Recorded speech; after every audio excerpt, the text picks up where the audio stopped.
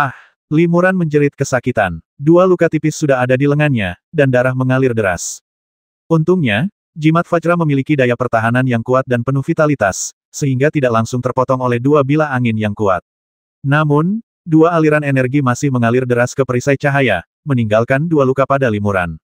Namun, setelah dipotong oleh dua bilah angin ini, perisai cahaya keemasan di tubuh Limuran tiba-tiba meredup banyak. Jika bilah angin sekuat itu datang beberapa kali lagi, saya khawatir jimat Vajra tidak akan mampu menahannya dan akan hancur. Limuran terkejut dan tidak repot-repot mengobati lukanya. Ia berbalik dan berlari cepat, sambil menawarkan bangau kertas jimat. Limuran baru saja melangkah ke atas bangau kertas ketika elang ibel mengepakkan sayapnya dan menyerbu. Limuran segera melemparkan lebih dari 10 jimat api, yang berubah menjadi lebih dari 10 api dan terbang menuju elang ibel. Lebih dari 10 api meledak di udara. Elang ibel mengepakkan sayapnya dengan cepat, menciptakan hembusan angin kencang untuk melindungi diri dan mencegah bola api yang meledak mendekat. Akibat penundaan ini, Limuran telah terbang lebih dari 100 kaki jauhnya dengan bangau kertas jimat. Elang raksasa itu menjerit, tetapi tidak mengejarnya. Sebaliknya, ia kembali ke gua untuk menjaga Ganoderma lucidum hitam. Pada burung bangau kertas jimat, Limuran mengulurkan dua jari, mengumpulkan energi di ujung jari untuk menghasilkan lapisan cahaya hijau, lalu dengan lembut menyeka lukanya. Anehnya, setelah luka terkena lampu hijau, pendarahannya tidak hanya berhenti seketika, tetapi juga berangsur-angsur sembuh. Ini adalah peremajaan, salah satu mantra tingkat rendah dengan atribut kayu. Di bawah pengaruh kekuatan sihir, mantra ini dapat mempercepat penyembuhan luka dan juga memiliki efek penyembuhan tertentu pada luka dalam. Lukanya tidak dangkal, tetapi bagi seorang kultivator, itu adalah luka kecil yang tidak layak disebut. Elang ibel ini sungguh kuat, sungguh merepotkan. Limuran mengendalikan bangau kertas jimatnya untuk mendarat di tengah gunung, mengerutkan kening dan memikirkan tindakan balasan. Ia sudah menduga bahwa elang ibel ini adalah ibel penjaga Ganoderma lucidum hitam yang berusia 1000 tahun. Teks-teks klasik sering menyebutkan bahwa monster penjaga sering muncul di samping harta karun alam dan benda-benda spiritual yang langka. Monster penjaga ini menjaga harta karun tersebut agar tidak diambil atau dihancurkan oleh manusia atau hewan lain, dan di saat yang sama mereka juga mendapatkan manfaat besar dari harta karun tersebut. Misalnya, beberapa herba spiritual berusia ribuan tahun akan menghasilkan buah sesekali. Buahnya merupakan tonik kelas atas. Ketika monster penjaga memakannya, kekuatan dan kultivasinya akan meningkat pesat. Ambil contoh Ganoderma hitam, aroma yang dipancarkannya sangat bermanfaat bagi kultivasi elang bersayap besi. Elang bersayap besi ini hanyalah burung ibel tingkat 2, tetapi kekuatannya yang baru saja ditunjukkannya sangat menakjubkan, yang mungkin berkaitan dengan napas yang telah diserapnya dari Ganoderma hitam selama bertahun-tahun. Selain itu, Pak Tua Guo pernah menyebutkan bahwa di antara puncak-puncak di dekatnya, puncak Yajiao adalah yang paling produktif dalam menghasilkan bahan-bahan obat berharga. Mungkin ini juga berkaitan dengan Ganoderma lucidum hitam yang berusia ribuan tahun. Meskipun saya sudah menebak asal-usul elang sayap besi, tetapi bagaimana cara menghadapinya sungguh memusingkan. Limuran berpikir sering dikatakan dalam karya klasik bahwa meskipun monster berbakat, kecerdasan mereka tidak tinggi dan tidak dapat dibandingkan dengan manusia. Jadi, meskipun jumlah monster di dunia tidak lebih sedikit daripada manusia, tetap saja umat manusialah yang menguasai dunia. Elang bersayap besi ini memiliki kekuatan magis yang dikaitkan dengan angin, yang sangat baik dalam menyerang maupun bertahan. Kultivasi saya rata-rata, jadi saya hanya bisa mengalahkannya, bukan memaksanya. Jimat ledakan apiku sangat kuat. Selama jumlahnya cukup, bahkan elang ibel terkuat pun tak akan mampu menahannya. Namun, teknik badai yang dilepaskan elang ibel mampu mencegah bola api yang dibentuk oleh jimat ledakan api mendekatinya, dan tidak akan menimbulkan banyak kerusakan. Jika kita bisa menjebak burung ibel di tempat kecil dan membombardirnya dengan sejumlah jimat ledakan api, aku yakin kita bisa menghancurkan musuh dalam sekali serang. Limuran langsung teringat sarang gua batu, tetapi Ganoderma lucidum hitam berusia 1000 tahun itu ada di dalam gua. Jika ia menyerang gua dengan paksa, ramuan itu pasti akan hancur. Untuk menghindari bahaya, Limuran memutuskan untuk memancing elang jahat itu keluar dan menghadapinya di luar gua. Mari kita coba metode pembentukan jimat yang disebutkan dalam kitab suci. Limuran mempertimbangkannya berulang kali dan akhirnya mengambil keputusan. Formasi jimat adalah susunan yang dibentuk oleh jimat-jimat. Formasi ini membutuhkan beberapa jimat, dan juga harus ada jimat susunan. Jimat susunan ini dapat menghubungkan semua jimat sehingga dapat diaktifkan secara bersamaan untuk membentuk susunan yang kuat.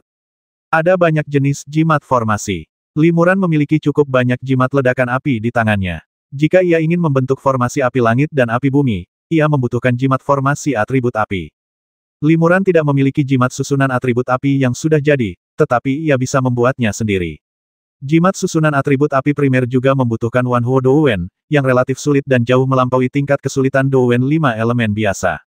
Murid-murid saluran Qi biasa tingkat awal dan menengah tidak akan pernah bisa membuat jimat susunan, tetapi dengan bantuan cermin perunggu, Limuran dapat melakukannya. Sekalipun formasi jimat sudah terbentuk, kita tetap harus memancing elang ibel ke dalam formasi. Limuran berpikir dalam hati, untungnya, para ibel tidak terlalu cerdas. Asal kita memasang perangkap sesuai kebiasaan mereka, kita bisa memancing mereka keluar. Secara bertahap, Limuran memiliki seperangkat ide yang lengkap. Malam itu, bulan bersinar terang di langit, dan banyak ular berbisa di pegunungan keluar untuk mandi di bawah sinar bulan dan mencari makanan. Kebanyakan ular keluar di malam hari, dan banyak di antaranya sangat berbisa. Sangat berbahaya bagi manusia biasa untuk bertemu mereka. Oleh karena itu, ada pepatah yang mengatakan ular berbisa adalah binatang buas. Di mata orang biasa, ular berbisa dapat disamakan dengan binatang besar dan sangat berbahaya. Namun, bagi seorang kultivator seperti Limuran, bahaya ular berbisa dan binatang buas hampir dapat diabaikan. Limuran memasang jimat pelindung batu di tubuhnya, lalu dengan mudah menangkap lebih dari 10 ular berbisa. Ular-ular berbisa ini ingin menggigit manusia, tetapi mereka sama sekali tidak mampu menembus lapisan pelindung batu transparan. Mereka melarikan diri dengan sangat cepat, tetapi bagi Limuran, yang menggunakan teknik gerhana bulan, mereka tampak seperti cacing tanah yang merayap maju. Dengan ular-ular berbisa ini, kita bisa memasang perangkap. Limuran tersenyum tipis, lalu menunggangi bangau kertas jimat dengan tenang ke suatu tempat di puncak gunung, yang masih agak jauh dari sarang elang bersayap besi. Limuran mengeluarkan pisau emas Buddha dan menggali lubang yang dalam. Benda ini berasal dari seorang biksu dari kuil Daming yang mencurinya dan sangat berharga. Sekarang Limuran menggunakannya seperti cangkul atau sekop. Jika biksu Buddha lain melihatnya, mereka pasti akan menganggapnya sebagai pemborosan sumber daya.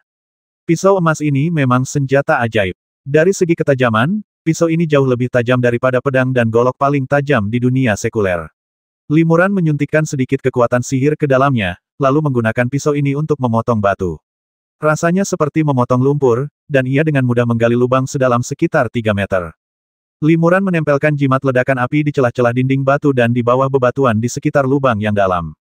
Totalnya, ia menempelkan 30 jimat di sekeliling lubang yang dalam. Jimat atribut api yang baru saja dibuatnya malam ini juga ditempel di belakang batu di samping lubang yang dalam. Ini adalah susunan jimat yang paling sederhana, dan relatif mudah diatur.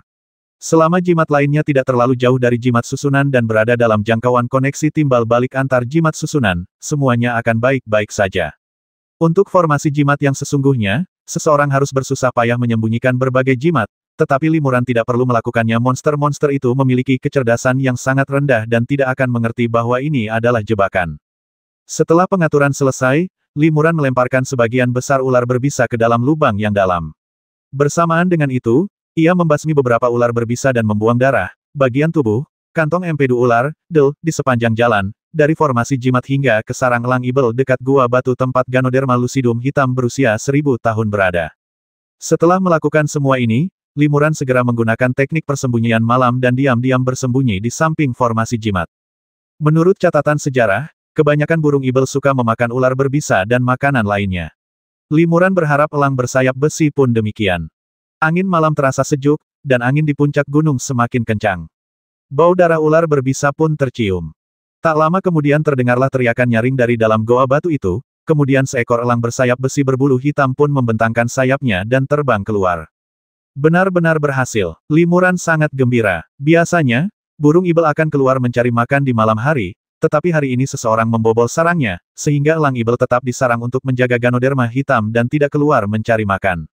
Sekarang setelah mencium bau yang familiar itu, ia tak tahan lagi. Elang bersayap besi terbang sampai ke formasi jimat. Mata elangnya sangat tajam dan penglihatannya sangat baik bahkan di malam hari. Akan tetapi, ia tetap tidak menyadari Limuran yang tengah bersembunyi di balik batu besar dan melakukan teknik tembus pandang di malam hari. Elang bersayap besi segera menemukan ular-ular berbisa di lubang yang dalam, dan kemudian merentangkan cakarnya untuk menangkap ular-ular itu tanpa ragu-ragu. Jika seorang kultivator manusia melihat pemandangan ini, ia pasti akan menganggapnya sebagai jebakan dan akan sangat berhati-hati. Sekalipun harta karun di dalam lubang itu berharga, ia tidak akan berani masuk begitu saja. Tapi burung ibel tingkat rendah tidak punya banyak pikiran. Mereka hanya makan ketika melihat makanan lesat. Itu hanya naluri mereka. Yang satu bisa berpikir dan berspekulasi, yang lain hanya bisa bertindak berdasarkan insting. Inilah perbedaan terbesar antara kultivator manusia dan monster tingkat rendah. Saat elang bersayap besi menyerbu ke dalam lubang yang dalam untuk menangkap ular berbisa, sesosok bayangan hitam tiba-tiba menyambar dari balik sebuah batu besar tak jauh dari sana, dan dengan jentikan jarinya, aliran kekuatan sihir secara akurat mengenai jimat susunan atribut api di balik sebuah batu di samping lubang yang dalam. Dalam sekejap, jimat formasi itu berubah menjadi seberkas api yang melesat ke langit, memancarkan ribuan sinar cahaya, namun ribuan sinar cahaya ini hanya menutupi area seluas 10 kaki radiusnya. Simbol susunan itu menyala dalam sekejap, tetapi ribuan sinar cahaya yang diubah oleh susunan itu mengaktifkan 30 jimat ledakan api tersembunyi di dekatnya pada saat yang bersamaan. Boom! Suara keras terdengar dari lubang yang dalam, dan api besar membubung tinggi ke langit, menerangi langit malam. Pak Tua Guo dan Yingge Yanwu, yang sedang memandang ke tempat ini di halaman keluarga Guo di desa pengobatan di kejauhan, melihat pemandangan ini. Tiba-tiba ada kilatan cahaya di sana, dan sepertinya mengarah ke puncak Yajiao. Pak Tua Guo berkata dengan heran, apakah itu sihir Wuming? Apakah dia membasmi burung ibel itu? Semoga saja begitu. Gumam Yanwu, semoga semuanya berjalan lancar dan dia selamat. Apa trik-triknya itu bisa dianggap sihir? Itu cuma tipuan. Kurasa dia tidak bisa kembali. Kata Yingge sambil cemberut, tapi dia tampak agak gugup dan gelisah, menatap langit malam di kejauhan dengan cemas. Setelah ledakan besar itu, Li Muran masih menjentikkan jarinya, mengandalkan aliran mana yang lancar di malam hari dan mana yang melimpah. Ia merapal mantra ledakan api satu demi satu, terus-menerus meledakkan lubang yang dalam. Setelah beberapa saat, setelah memastikan tak ada lagi napas di sana, Li Muran menyimpan keahliannya dan menghela napas lega. Lubang yang dalam itu telah hancur tak dapat dikenali lagi, dan tubuh ular berbisa itu tak terlihat lagi. Hanya tubuh besar elang bersayap besi yang hangus terbakar yang masih tersisa. Tubuh monster itu sungguh kuat. Li Muran sedikit terkejut setelah hantaman seperti itu, meskipun ia tak bernapas dan mati, tubuhnya tidak hancur menjadi abu. Sungguh luar biasa. Li Muran memeriksa bangkai elang bersayap besi dan menemukan bahwa setiap bulunya setajam pisau dan sangat keras. Sedangkan cakarnya terbuat dari kait perak alami dan tidak rusak sama sekali akibat ledakan dahsyat tadi. Sepasang cakar elang ini pasti harta karun. Hati Li Muran tergerak. Ia pernah membaca di kitab suci bahwa kultivasi monster adalah memelihara esensinya dengan ki. Setelah bertahun-tahun dipelihara oleh energi vital langit dan bumi, beberapa bagian tubuh monster dan burung telah memperoleh spiritualitas tertentu, yang merupakan bahan langka untuk harta karun. Banyak instrumen magis yang dapat dibuat menggunakan material dari monster dan burung. Oleh karena itu, ada toko-toko di pasar yang khusus membeli material ini dari monster dan burung, dan harganya pun tidak murah. Li Muran mengeluarkan pisau emas ajaib dan memotong sepasang cakar keras elang bersayap besi lalu dia mencabut selusin bulu terpanjang dan tertajam elang bersayap besi dan memasukkan semuanya ke dalam kantong penyimpanan. Untungnya, tas penyimpanan itu ditinggalkan oleh seorang biksu dari kuil Daming yang telah mencuri barang-barang. Tas itu adalah barang mewah dan bisa menampung harta yang jauh lebih besar dan lebih banyak daripada tas penyimpanan Li Muran sendiri. Setelah memasukkan material burung monster ini ke dalamnya, tas itu masih cukup kosong untuk menampung lebih banyak harta. Setelah mengeluarkan semua barang tersebut, Li Muran tetap tidak pergi. Ia menggunakan pisau emas untuk membelah perut elang bersayap besi dan memeriksanya dengan saksama. Seharusnya ada sesuatu yang lebih berharga. Itulah hakikat monster. Li Muran bergumam pada dirinya sendiri, sambil mengamati dengan saksama pasta berdarah itu. Organ dalam elang bersayap besi hancur akibat ledakan dahsyat tadi, dan kini semuanya berantakan. Li Muran mengerutkan kening dan mencari cukup lama, akhirnya menemukan manik-manik berdarah seukuran ibu jari di dada elang bersayap besi. Setelah noda darah dibersihkan, wujud asli manik bundar itu pun terungkap manik kecil bundar dan halus, memancarkan kilau samar bagaikan mutiara, tanpa bau darah. Ini pasti esensi dari elang bersayap besi, kata Li Muran gembira. Esensi, juga dikenal sebagai esensi ibel, pil ibel, dan mutiara ibel. Hampir setiap burung dan binatang ibel memiliki esensi ini di dalam tubuh mereka. Ini adalah esensi ibel. Karena ibel telah membangkitkan jiwa mereka, esensi dari kultivasi seumur hidup mereka hampir seluruhnya terkonsentrasi pada esensi ini. Monster memurnikan ki dan mengubahnya menjadi esensi, sehingga esensi tersebut pada dasarnya berasal dari ki langit dan bumi. Seiring dengan peningkatan kultivasi monster, kualitas esensi akan semakin tinggi, dan hal ini akan memungkinkan monster menggunakan esensi tersebut untuk melakukan kekuatan magis yang semakin kuat. Bagi para kultivator manusia, esensi monster tak diragukan lagi merupakan tonik yang ampuh.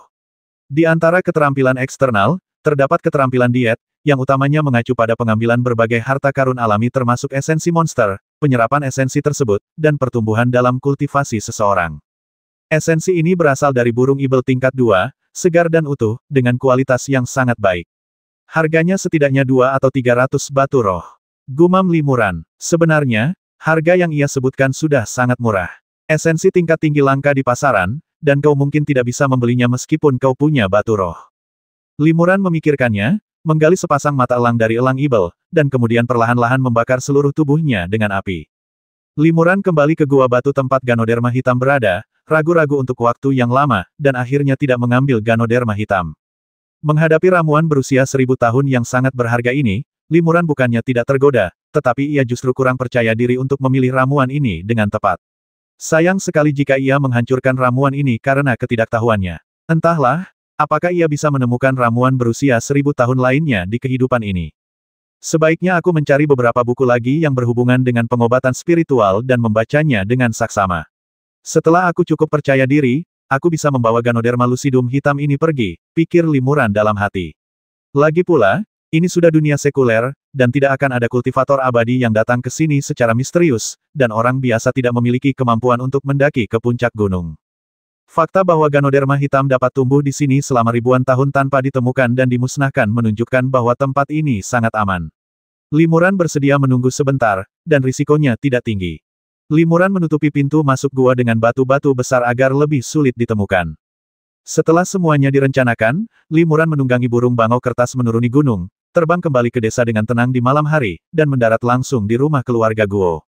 Ketiga anggota keluarga Guo merasa gugup di halaman ketika Limuran tiba-tiba muncul di depan mereka dari langit, mengejutkan dan menyenangkan mereka. Saudara Wu Ming, kau kembali. Kata Yan Wu lembut, ekspresinya tiba-tiba berubah dari serius menjadi sangat gembira. Dia belum mati. Yingge mendengus dingin, tapi senyum mengembang di sudut mulutnya. Senang kau kembali, senang kau kembali. Patua Guo sangat gembira, lalu bertanya, burung ibel itu sudah terpecahkan. Limuran tersenyum tipis. Hebat, Patua Guo bahkan lebih gembira. Benarkah? Yingge ragu-ragu. Limuran mengeluarkan sepasang mata elang seukuran kenari, melemparkannya ke Yingge, dan berkata, cari ayam tua dan rebus kedua bahan ini bersama-sama. Rebus keduanya semalaman. Besok pagi, kalian bertiga berbagi sup dan ayamnya, dan sisakan dua bahan ini untukku.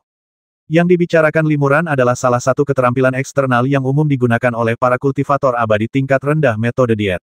Ini juga merupakan tonik yang ampuh untuk mata elang ibel, dan konon sangat bermanfaat untuk pengembangan penglihatan. Namun, Limuran khawatir mereka, para manusia, tidak akan sanggup menanggungnya, jadi ia meminta mereka untuk hanya minum sup dan lauk pauk.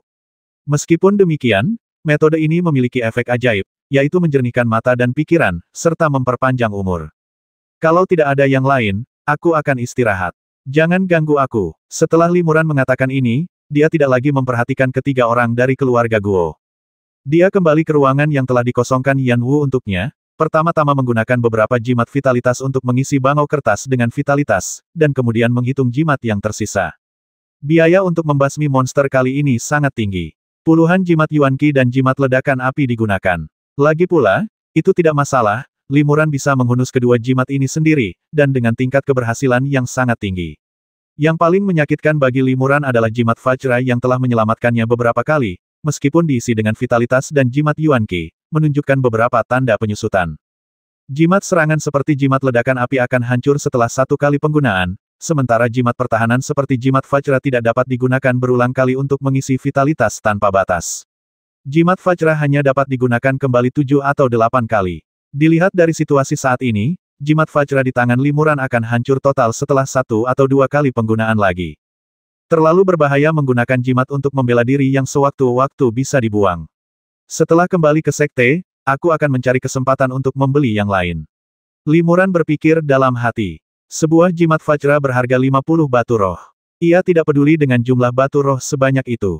Namun, sebagai murid di tahap awal Meridian Qi, relatif jarang baginya untuk mengeluarkan batu roh sebanyak itu sekaligus. Pasti akan menarik perhatian. Namun, dibandingkan dengan esensi ini, kerugian ini masih sepadan. Limuran mengeluarkan kotak giok berisi esensi elang bersayap besi dari tangannya dan berkata dalam hati dengan penuh semangat. Setelah saripati dikeluarkan dari tubuh burung dan binatang ibel, jika tidak ada metode penyimpanan yang tepat, saripati tersebut secara bertahap akan hilang bahkan jika diawetkan dengan baik, secara bertahap akan kehilangan vitalitasnya, jadi cara terbaik adalah mengambilnya sesegera mungkin. Dalam cerita klasik, konon terdapat musuh alami di antara berbagai jenis monster. Setelah saling membasmi, mereka seringkali langsung melahap esensi lawan. Hal ini memang benar adanya. Esensinya adalah esensi elang bersayap besi. Saat kau memakan mata elang besok, minumlah esensi ini bersama-sama.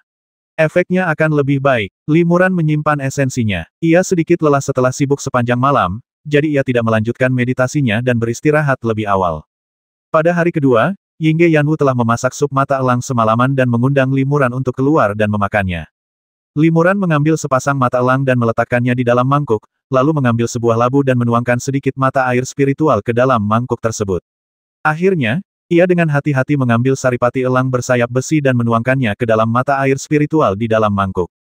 Ketiga anggota keluarga Guo menyaksikan Limuran mengeluarkan satu demi satu benda dari lengan bajunya yang kosong bak sulap, lalu mengembalikan benda-benda itu ke dalam kehampaan bak sulap. Mereka semua terkesima, tetapi mereka tak berani bertanya atau mengganggu Limuran. Limuran mengulurkan jarinya, menggigitnya tiba-tiba, lalu memasukkannya ke dalam air mata air spiritual di mangkuk dan mengaduknya terus-menerus. Air di dalam mangkuk langsung berubah menjadi merah karena darah yang mengalir. Anehnya, sepasang mata elang dan esensinya, di bawah pengaruh semacam kekuatan magis, perlahan-lahan menghilang dan menyatu dengan darah seperti lumpur dan pasir. Hebat, Limuran sangat gembira. Ia mengambil mangkuk dan meneguk air darah itu sekaligus. Dia menelan esensi burung ibel tingkat kedua yang bernilai lebih dari 2 atau 300 batu roh. Menggunakan darah sendiri untuk melengkapi diet adalah trik yang dipelajari Limuran dari kitab-kitab klasik. Konon, metode ini membantu menyerap energi bermanfaat dari makanan. Aneh sekali, dia tidak mau minum sup, tapi malah ngotot minum darah. Gerutu Yingge dengan suara rendah. Limuran tersenyum tipis. Semangkuk air yang baru saja diminumnya begitu berharga sehingga jika Yingge dan yang lainnya tahu, mereka pasti akan terkejut. Bahkan keluarga terkaya dan terkuat di dunia sekuler mungkin tidak akan mampu membeli semangkuk air ini meskipun mereka menghabiskan seluruh kekayaannya. Faktanya, mustahil membeli harta karun berkualitas tinggi di dunia kultivasi abadi dengan kekayaan duniawi. Pertama, dunia kultivasi abadi dan dunia sekuler bagaikan dua dunia yang berbeda dengan sangat sedikit persimpangan. Kedua, kekayaan duniawi bagaikan awan yang berlalu bagi para kultivator abadi dan tak layak disebut-sebut. Setelah minum semangkuk air, Limuran langsung merasakan kehangatan di perutnya. Aliran udara panas naik dan mengalir ke seluruh tubuhnya, membuat Limuran merasa sangat nyaman. Limuran mengangguk puas. Tiba-tiba, panasnya menjadi sangat panas dan momentumnya sangat dahsyat. Ada apa? Limuran terkejut. Metode diet berbeda dengan pil. Efeknya seharusnya lambat. Kenapa begitu kuat? Mungkinkah ada sesuatu yang dilakukan saat menyiapkan makanan? Limuran berpikir, meskipun ia tidak sepenuhnya percaya bahwa ketiga orang dari keluarga Guo akan membasminya, ia langsung memikirkan hal ini sebagai tindakan pencegahan. Dia memperhatikan sup itu dengan saksama, bahkan mencium dan mencicipinya, dan mendapati tidak ada yang salah dengannya. Ketiga anggota keluarga Guo hanyalah orang biasa. Bahkan Limuran, yang menguasai kitab mencuri, tidak dapat melihat triknya. Masalahnya jelas bukan di sini. Jadi apa masalahnya? Mengapa esensi burung ibel, yang seharusnya disempurnakan secara perlahan, tiba-tiba ingin menyerang sesuatu dengan begitu ganasnya? Mungkinkah itu metode seni bela diriku? Limuran tiba-tiba memikirkan hal ini dan langsung terkejut dan senang. Kesempatan itu langka dan tak boleh dilewatkan. Memikirkan hal itu, Limuran langsung duduk bersila di tanah, mengabaikan pertanyaan cemas dan khawatir dari ketiga anggota keluarga Guo. Wuming, ada apa? Tanya Pak Tua Guo. Kakak Wuming, kenapa wajahmu merah sekali? Tanya Yan Wu hampir bersamaan, suaranya penuh kekhawatiran dan kecemasan, hampir menangis. Hei, kamu tidak akan mati, kan? Yingge juga tampak cemas. Namun, Limuran masih berkonsentrasi pada meditasinya. Ia telah mencapai kondisi batin selama kultivasi di mana ia tidak bahagia maupun sedih, dan tidak memiliki keinginan atau tuntutan apapun. Ia menutup telinga terhadap kata-kata ketiga anggota keluarga Guo. Seluruh perhatian Limuran terpusat pada panas di tubuhnya. Panas ini dengan dahsyatnya memengaruhi meridian di suatu tempat di dadanya, tetapi tampaknya ada benda tak terlihat yang menghalanginya, mencegah panas itu lewat dan mengalir dengan lancar. Alih-alih mencoba menghentikan dampak panas, Limuran mengerahkan seluruh kekuatan sihirnya untuk membantu panas tersebut memengaruhi beberapa titik vital di dada. Proses ini sangat menyakitkan. Seluruh tubuh Limuran bengkak karena panas, kulitnya merah seperti darah, dan permukaan tubuhnya sangat panas. Terdapat 3 lubang spiritual dalam tubuh manusia, yang sesuai dengan 3 pusaka esensi, ki, dan jiwa. Di antaranya, Zuqiao adalah kunci jiwa dan roh, Tanzong adalah gerbang esensi, dan Dantian adalah titik akupuntur untuk menyimpan Qi. Membuka 3 lubang spiritual utama merupakan langkah penting dalam proses kultivasi bagi para kultivator tingkat rendah. Setiap kali sebuah lubang dibuka, itu berarti sebuah langkah maju yang besar dalam kultivasi. Di antaranya, ketika lubang leluhur terbuka dan cahaya ilahi dapat terlihat, Anda dapat mulai berlatih, yang merupakan tahap awal Qi dan meridian ketika Danzong terbuka dan energi vital mengalir melalui seluruh tubuh. Itu berarti maju ke tahap tengah Qi dan meridian ketika Dantian terbuka dan energi vital dapat disembunyikan di dalamnya, itu berarti maju ke tahap akhir Qi dan meridian. Kultivasi Limuran telah mencapai puncak tahap awal meridian Qi, tetapi ia menemui hambatan dalam latihannya. Hal ini disebabkan karena ia belum membuka titik akupuntur spiritual Danzong. Titik Danzong bertanggung jawab atas esensi, dan yang baru saja diambil Limuran adalah esensi burung ibel. Esensi dari esensi tersebut memicu hambatan dalam seni bela diri Limuran, dan dimaksudkan untuk membantu Limuran membuka titik akupuntur spiritual Danzong. Kesempatan ini sangat langka. Limuran pernah membaca di buku klasik bahwa begitu hambatan keterampilan dilonggarkan, Anda harus memanfaatkan kesempatan untuk menerobos.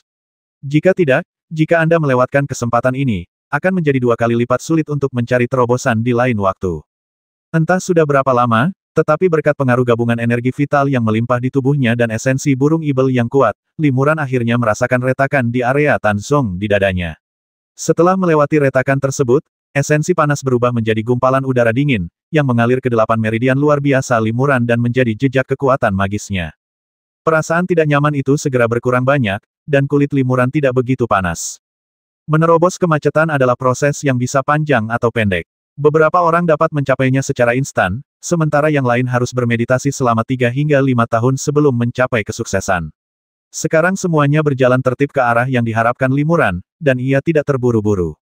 Pada saat ini, Limuran tiba-tiba merasakan sebuah benda halus dan lembut dilemparkan ke dalam pelukannya, dan dia segera membuka matanya untuk melihatnya.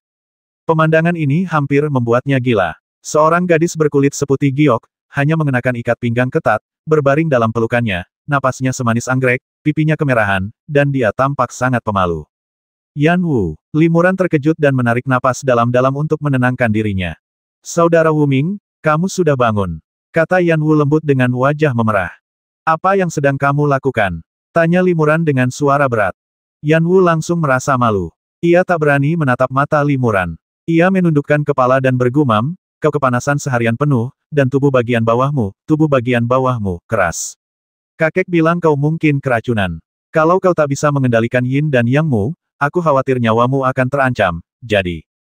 Meskipun suaranya kemudian tidak terdengar lagi, Limuran mengerti apa yang dikatakannya dan langsung bingung apakah harus tertawa atau menangis. Omong kosong, kata Limuran dengan wajah datar, cepat pakai bajumu dan keluar. Kau hampir mengganggu latihanku. Saudara Wu Ming, apakah kamu benar-benar baik-baik saja? Aku, itu, Yan Wu ragu sejenak, lalu akhirnya berkata dengan tegas Yan Wu bersedia. Kau terlalu banyak berpikir, kata Limuran sambil tersenyum kecut aku baik-baik saja sekarang, tapi kalau kau tidak keluar, aku khawatir akan terjadi sesuatu. Mendengar ini, Yan Wu segera mengenakan pakaiannya dan lari karena malu. Ada apa? Setelah Yan Wu keluar, Pak Tua Guo dan Yingge bertanya dengan penuh kekhawatiran. Wajah Yan Wu memerah saudara Wu Ming sudah bangun. Dia bilang dia baik-baik saja dan sedang berlatih. Dia meminta kami untuk tidak mengganggunya. Aku menanyakan itu, bisik Yingge lembut. Yan Wu menggelengkan kepalanya berulang kali, pipinya semakin memerah dan hampir berdarah. Setelah Yan Wu pergi, Limuran menghela napas lega. Apa yang terjadi barusan sungguh mendebarkan.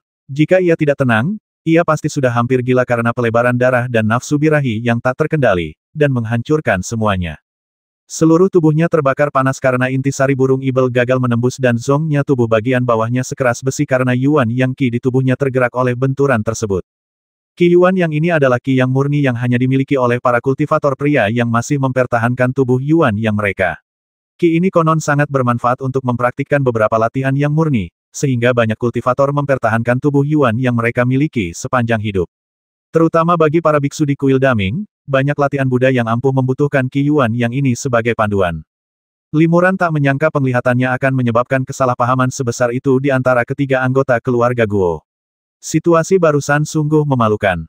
Namun, Yan Wu sebenarnya bersedia mengorbankan dirinya untuk menyelamatkannya, dan Limuran masih cukup tersentuh oleh persahabatan ini. Setelah terobosan, Aku akan pergi dari sini.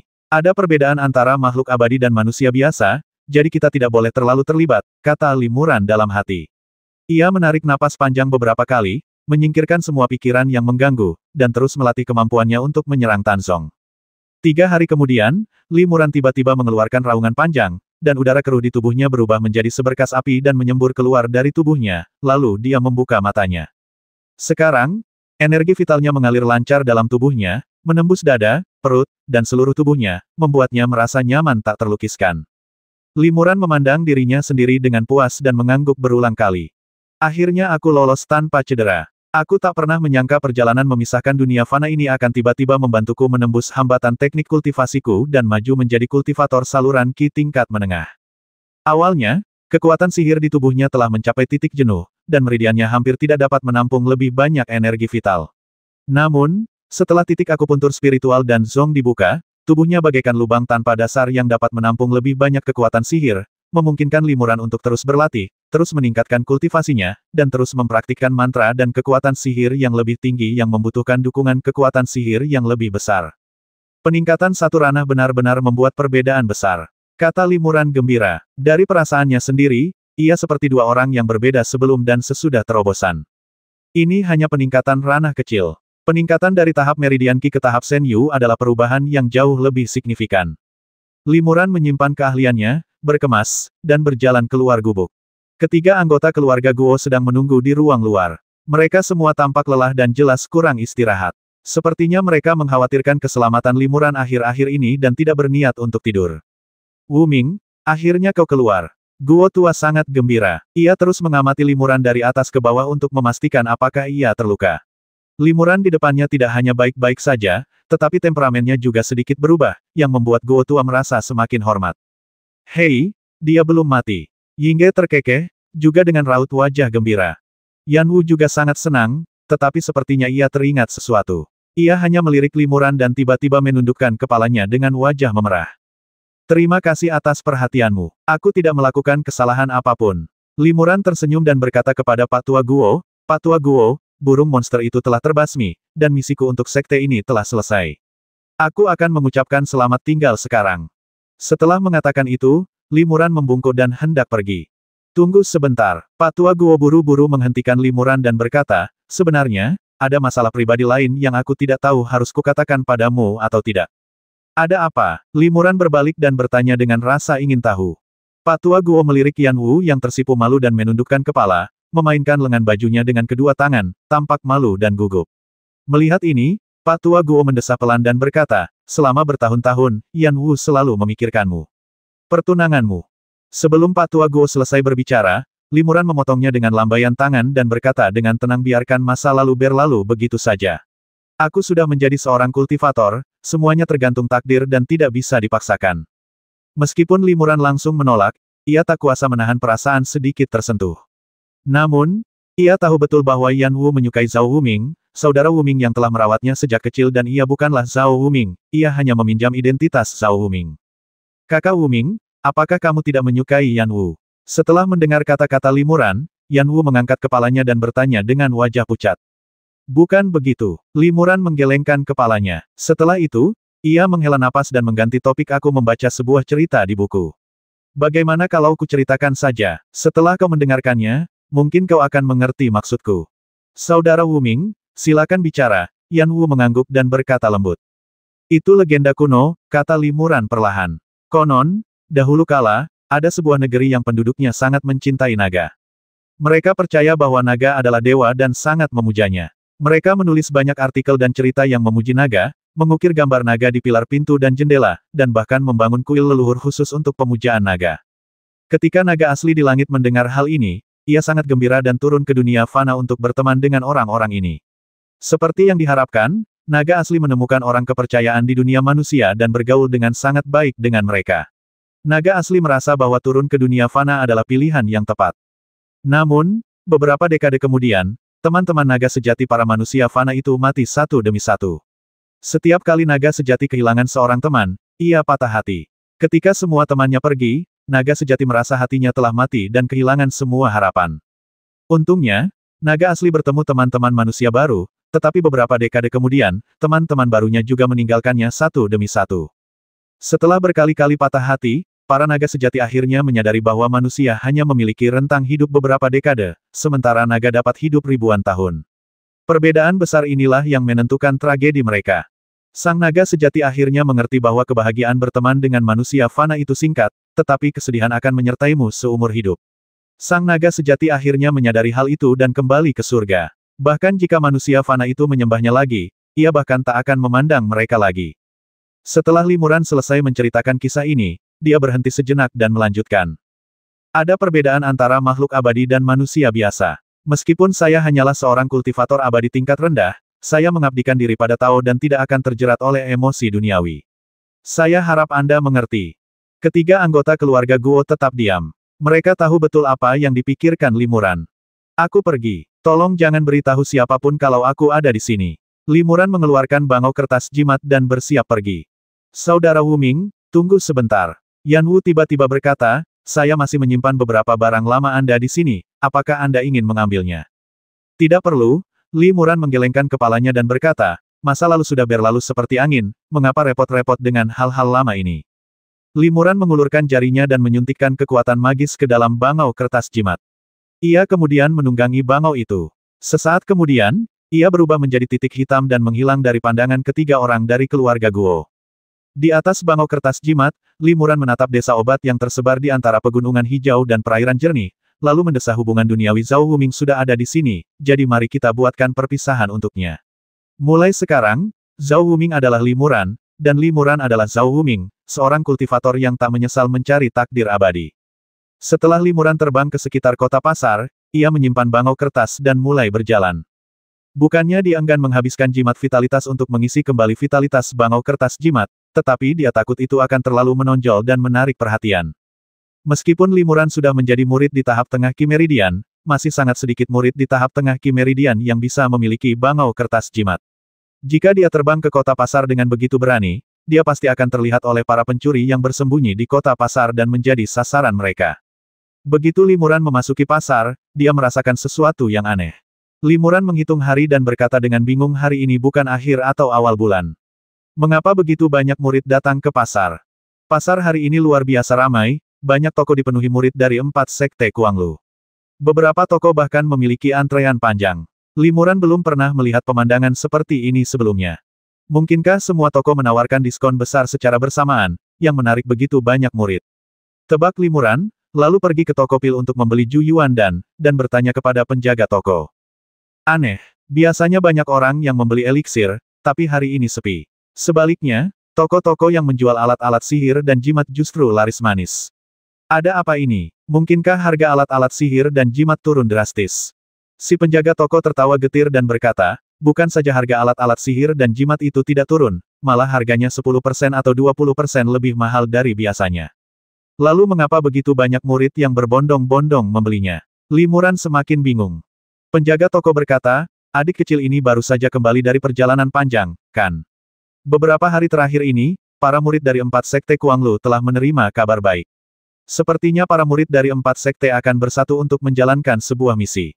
Beberapa hari terakhir sejak berita itu keluar, pasar selalu ramai setiap hari. Sayangnya, ramuan yang tidak dapat meningkatkan kekuatan dengan cepat ini belum banyak mendapat perhatian. Ini benar-benar terjadi. Limuran terkejut. Ia tak menyangka ia hampir melewatkan acara sebesar itu setelah meninggalkan sekte selama lebih dari 10 hari. Limuran membeli setumpuk kertas jimat di pasar, dan kemudian bergegas kembali ke sekte untuk menanyakan situasi.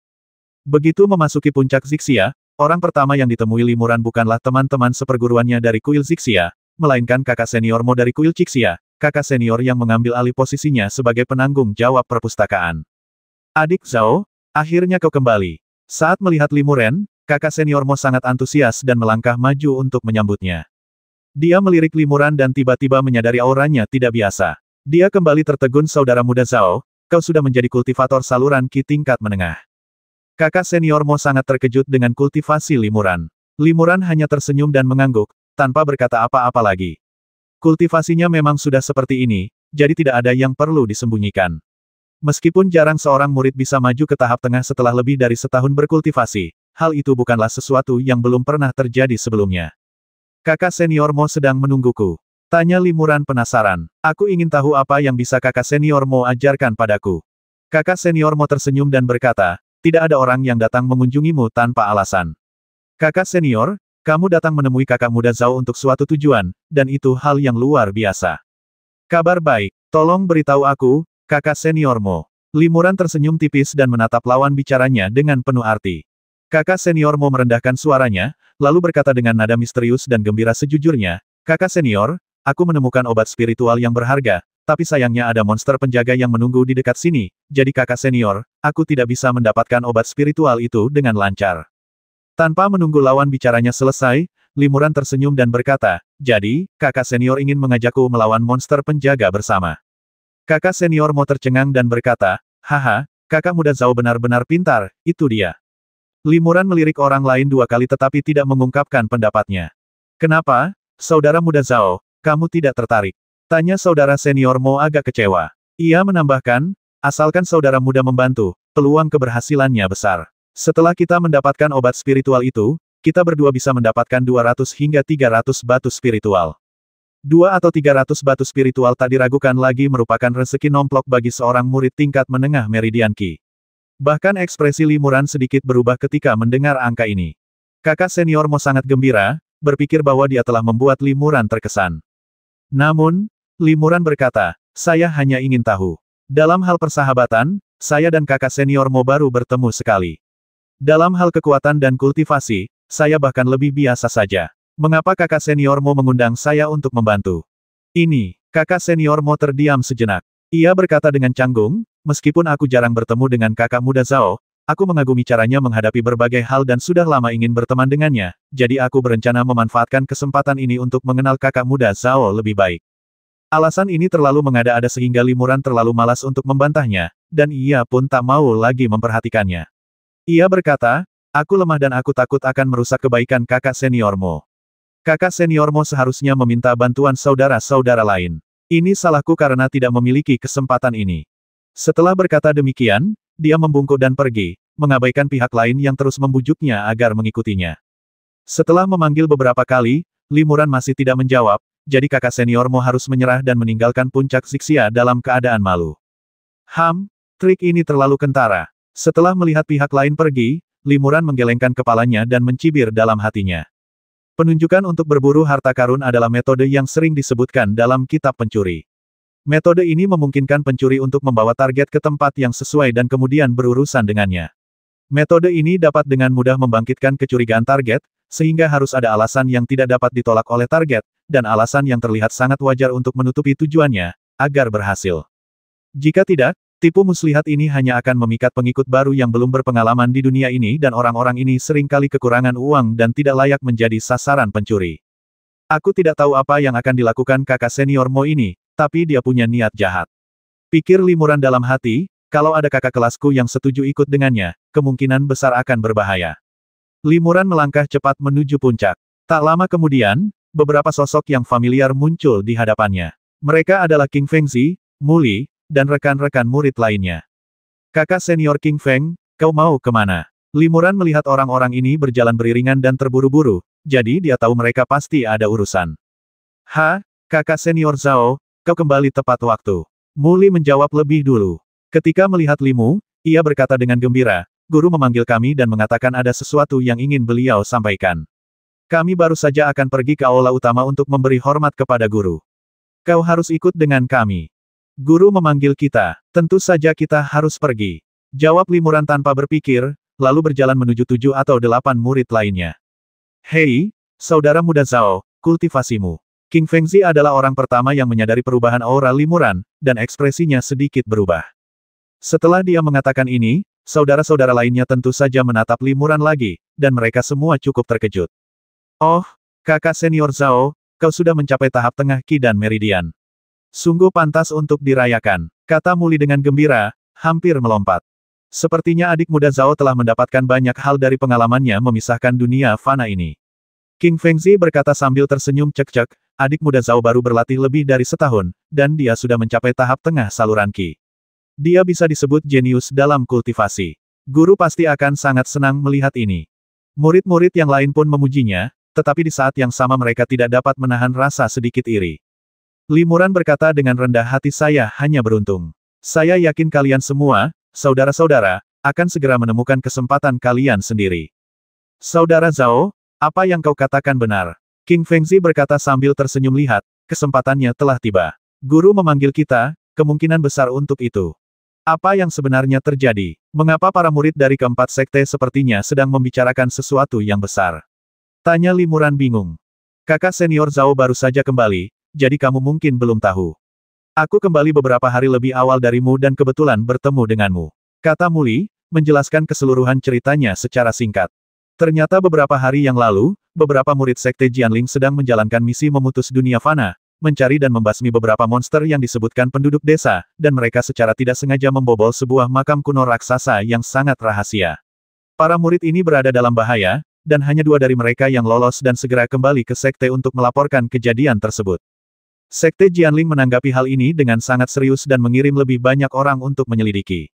Namun, entah bagaimana, masalah ini diketahui oleh sekte Yuanfu dan 3 sekte lainnya, yang juga mengirim orang untuk menyelidiki.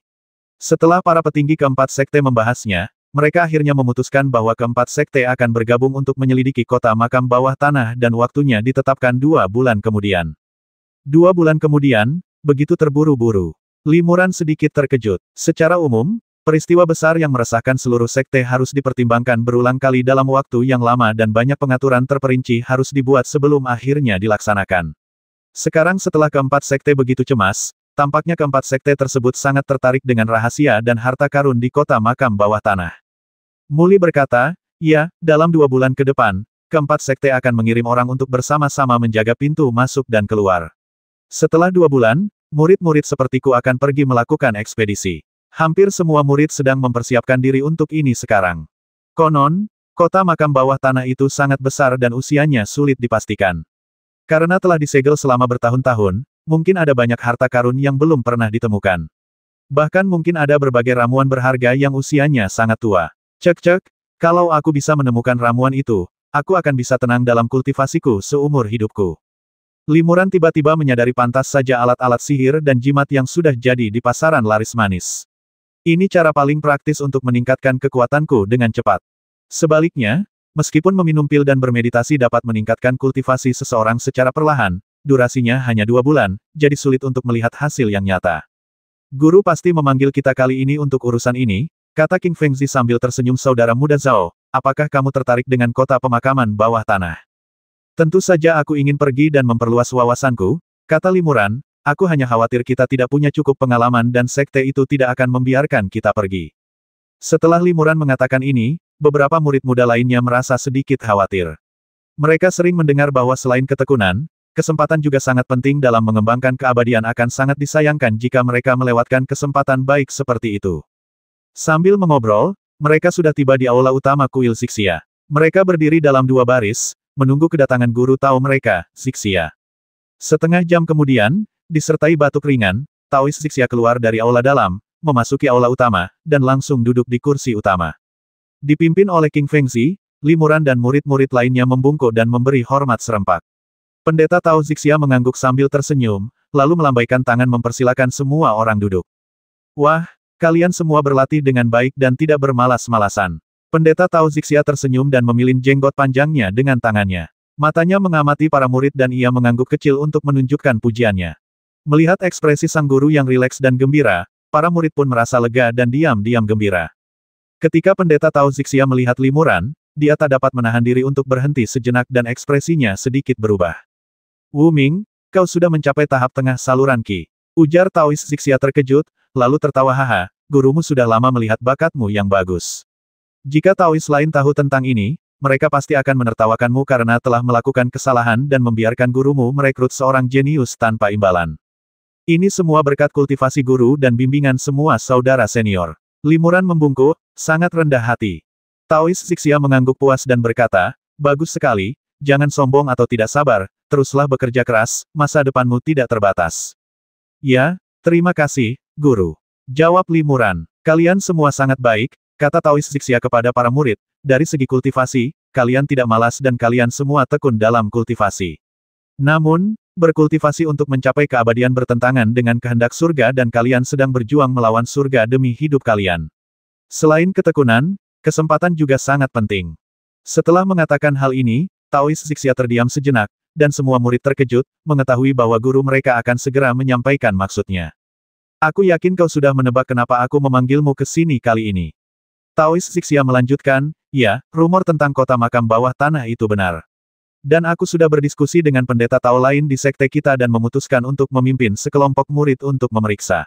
Haha, namanya juga inspeksi, tapi sebenarnya ini berburu harta karun. Mendengar nada bicara sang guru yang santai, para murid menjadi semakin gembira, dan masing-masing dari mereka memperlihatkan ekspresi gembira di wajah mereka, ingin sekali mencoba. Melihat hal ini, Taois Zixia tersenyum tipis dan berkata dengan lantang sesuai keputusan keempat sekte, setiap sekte dapat mengirimkan 10 tetua di tingkat Senyu dan membawa 100 murid di tingkat Kimai untuk mencari harta karun. Harta karun yang ditemukan akan disimpan oleh masing-masing dari keempat sekte. Bagaimana cara menukar dan membelinya di masa mendatang bukanlah sesuatu yang dapat kau sentuh. Kabar baiknya adalah aku salah satu tetua di tahap pengembaraan ilahi yang akan pergi ke pemakaman bawah tanah. Aku berencana membawa beberapa murid bersamaku. Siapa di antara kalian yang bersedia pergi bersamaku? Para murid bersedia pergi. Begitu Taois Zixia selesai berbicara, semua murid setuju serempak tanpa ragu-ragu. Limuran agak ragu pada awalnya, tetapi ketika ia mendengar bahwa seorang guru seperti gurunya juga akan pergi bersamanya, bahayanya akan sangat berkurang. Sekalipun masih ada risiko tertentu, di dunia kultivasi abadi, seberapa jauh seseorang yang tidak berani mengambil risiko dapat melangkah. Bagus sekali. Pendeta Tao Zixia mengangguk gembira dan berkata, aku tidak punya banyak murid, jadi aku tidak akan pilih-pilih. Karena kalian bersedia, maka kalian semua boleh pergi. Baik, terima kasih, guru. Jawab murid-murid dengan lantang, wajah masing-masing penuh kegembiraan. Tapi ada aturan yang ingin kujelaskan sebelumnya, ujar Taois Zixia dengan ekspresi serius, saat kalian pergi ke pemakaman bawah tanah kali ini, semua harta yang kalian temukan, berapapun nilainya, harus diserahkan kepada sekte. Setelah sekte mengumpulkan harta tersebut, sekte akan menghadiahkan 10% dari nilai harta tersebut kepada murid yang menemukannya dalam bentuk batu spiritual.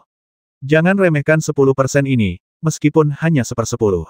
Jika kalian bisa menemukan 1 atau 2 ramuan spiritual berharga, itu sudah cukup untuk mendapatkan pahala yang tinggi, sehingga kalian bisa berlatih tanpa khawatir. Para murid sedikit kecewa, tetapi mereka tidak berani menunjukkannya di wajah mereka. Lagi pula, hadiah 10% lebih baik daripada tidak sama sekali. Kalau tidak ada yang lain, kamu bisa turun dan mempersiapkan diri dengan baik, kata Taois Zixia, 2 bulan memang bukan waktu yang lama, tapi juga bukan waktu yang singkat. Jika kamu mempersiapkan beberapa metode dengan matang sekarang, metode itu akan berguna di masa depan. Baik, guru. Para murid menerima pesanan itu dan pergi. Kuil Zixia memiliki lebih sedikit murid dan tempat yang cukup, sehingga mereka bisa membiarkan setiap murid pergi begitu saja. Seperti kuil Tao lainnya, terdapat setidaknya 20 hingga 30 murid, dan paling banyak 60 hingga 70, sehingga tempat sangat terbatas. Untuk memenangkan kesempatan pergi ke kota makam bawah tanah untuk mencari harta karun, para murid ini harus bersaing dan bertarung. Hanya mereka yang dipilih oleh sang guru yang akan memiliki kesempatan untuk mengikuti sang guru ke kota makam bawah tanah. Kabar bahwa semua murid kuil Zixia bisa pergi ke pemakaman bawah tanah tersebar di antara murid-murid sekte Yuanfu, mengundang banyak rasa iri. Murid-murid yang sama yang mengejek Muli dan Limuran karena menjadi auditor hanya memiliki sedikit pengalaman dan sulit bagi mereka untuk menonjol di sekte masing-masing. Oleh karena itu, 2 murid yang langsung mendapatkan kuota tersebut menjadi sasaran kecemburuan semua orang. Pepatah bahwa keberuntungan dan kemalangan sulit diprediksi kurang lebih seperti ini. Bagaimana aku harus mempersiapkan diri dalam 2 bulan? Limuran kembali ke kamarnya dan berpikir dengan hati-hati. Ia baru saja memasuki tahap tengah saluran Qi, yang merupakan waktu yang tepat untuk berlatih. Ia ingin segera memurnikan energi langit dan bumi agar kekuatan magisnya semakin melimpah dan mendalam. Namun, kunci untuk berlatih adalah ketekunan setiap hari. Hanya dalam 2 bulan, bahkan dengan bantuan sejumlah besar ramuan, kultivasinya hanya akan meningkat secara bertahap, dan tidak akan ada perubahan yang mengguncang dunia.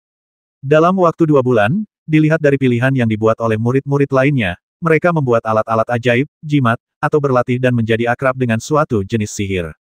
Alat-alat sihir bukanlah pilihan pertama Limuran. Ia mendengar bahwa alat-alat sihir adalah harta karun mahal yang hanya berani digunakan oleh murid-murid di tahap akhir saluran Qi, dan harga alat-alat sihir dengan kualitas yang sedikit lebih baik sangatlah tinggi. Meskipun alat-alat sihir berkualitas rendah harganya murah, alat-alat itu tidak terlalu berguna, dan membutuhkan banyak waktu untuk dikuasai, sehingga tidak sebaik keahlian lamanya jimat. Limuran memutuskan untuk menyiapkan sejumlah jimat untuk tujuan ini bukan hanya dirinya, tetapi sebagian besar murid Sekte Yuanfu juga merencanakannya. Lagi pula, jimat mudah digunakan dan memiliki kemampuan menyerang dan bertahan yang sangat baik. Saat menghadapi bahaya, menggunakan jimat merupakan cara yang praktis dan efektif untuk merespons. Sekarang setelah aku mencapai tahap tengah meridian Qi, saatnya mencoba berlatih mantra tingkat dasar dan menengah yang lebih tinggi, gumam Limuran dalam hati. Dalam hal kecepatan mempelajari sihir, Limuran hanya bisa dianggap sangat biasa di siang hari, bahkan sedikit canggung tetapi begitu malam tiba, semuanya sangat berbeda. Di malam hari, kekuatan sihir Limuran berkembang sangat cepat, dan kekuatannya melimpah serta alirannya juga sangat lancar. Mempelajari sihir bagaikan proses alami, 1000 mil dalam semalam. Limuran yakin ia dapat menguasai beberapa sihir baru dalam 2 bulan. Terlebih lagi, dengan bantuan cermin perunggu misterius, selama Limuran dapat merapal sihir, ia dapat menciptakan jimat sihir yang sesuai lagi pula. Selama kertas jimat disinai cahaya cermin, penggambaran kata-kata ajaib akan berjalan lancar, dan tidak akan terpengaruh oleh rintangan tak kasat mata apapun. Kalau kita hanya menghadapi ancaman biasa, jimat-jimat ini mungkin sudah cukup. Tapi kalau kita menghadapi bahaya yang tak terbayangkan, beberapa jimat saja tidak akan berguna. Ketika Limuran memikirkan hal ini, ia langsung teringat senjata ajaib berbentuk tempurung kura-kura yang dicuri dan dikorbankan oleh biksu dari kuil Daming belum lama ini. Saat itu, ia hanya menggunakan senjata ajaib ini untuk menangkal serangan pesawat ulang-alik terbang langit yang terkenal, yang menempati peringkat ketiga dalam daftar senjata tersembunyi. Hal ini meninggalkan kesan yang sangat mendalam bagi Limuran. Kalau ada kesempatan, mendingan aku pergi ke pasar. Lebih baik aku bisa beli senjata sihir pertahanan seperti itu. Bai Qixuan adalah toko terbesar di pasar Lembah Pingnan. Tak hanya skalanya yang terbesar dan latar belakangnya yang paling berpengaruh, bisnis utamanya juga merupakan harta termahal di pasar ini alat-alat magis. Belakangan ini, Bai Qixuan membeli sejumlah besar berbagai macam alat sihir dari suatu tempat. Setelah menerima kabar tersebut, para murid dari 4 sekte bergegas membelinya, dan mengantre panjang di depan toko Bai Qixuan. Limuran, yang tiba di kota pasar lebih awal, juga berada dalam tim, dan berada di posisi yang relatif terdepan. Senjata ajaib apa yang harus kubeli? Limuran merenung dalam hatinya. Bagi para biksu sekte Yuanfu, senjata ajaib yang paling umum adalah pedang jimat. Pedang jimat itu sendiri adalah pedang terbang. Bagi para biksu di tahap pengembaraan ilahi, mereka juga dapat menggunakan pedang ini untuk terbang. Selain itu, pedang jimat ini berbeda dari pedang terbang lainnya karena telah diukir sebelumnya dengan berbagai metode pembukaan rune. Hanya dengan mengetuk ringan dengan cahaya pedang, segel pada sebagian besar jimat dapat dibuka, sehingga mudah dan cepat digunakan. Pada upacara pentahbisan agung, Paman muda Mo Yunzimo menggunakan pedang jimat untuk memanipulasi jimat leluhur guna menahbiskan semua murid. Limuran masih mengingat kejadian itu dengan jelas. Tapi pedang jimat berkualitas tinggi harganya sangat mahal, dan pedang jimat yang sedikit lebih rendah kualitasnya tidak terlalu berguna. Limuran ragu-ragu. Lagi pula, jimat yang ia gunakan semuanya adalah jimat mantra tingkat dasar dan menengah. Segelnya relatif sederhana dan mudah dibuka serta digunakan. Jimat-jimat itu tidak memerlukan bantuan pedang jimat. Secara umum, hanya jimat yang berkekuatan besar dan segel yang rumit yang memerlukan penggunaan pedang jimat untuk dilemparkan. Batu roh terbatas, jadi aku harus menggunakannya untuk membeli senjata sihir pertahanan. Pikir Limuran dalam hati. Senjata sihir pertahanan berkualitas tinggi dapat melindunginya dari bencana di saat kritis. Itulah harta yang paling ia butuhkan saat ini. Saat Limuran sedang berpikir, sebuah seringai datang dari sampingnya. Hehe, ternyata ada beberapa murid di tahap tengah meridian Qi yang datang ke sini untuk membeli alat sihir. Limuran tertegun dan melihat sekeliling. Benar saja, para murid di depan dan di belakangnya jauh lebih tua darinya, dan aura yang mereka pancarkan lebih kuat dan pekat. Mereka semua adalah murid di tahap akhir meridian Qi.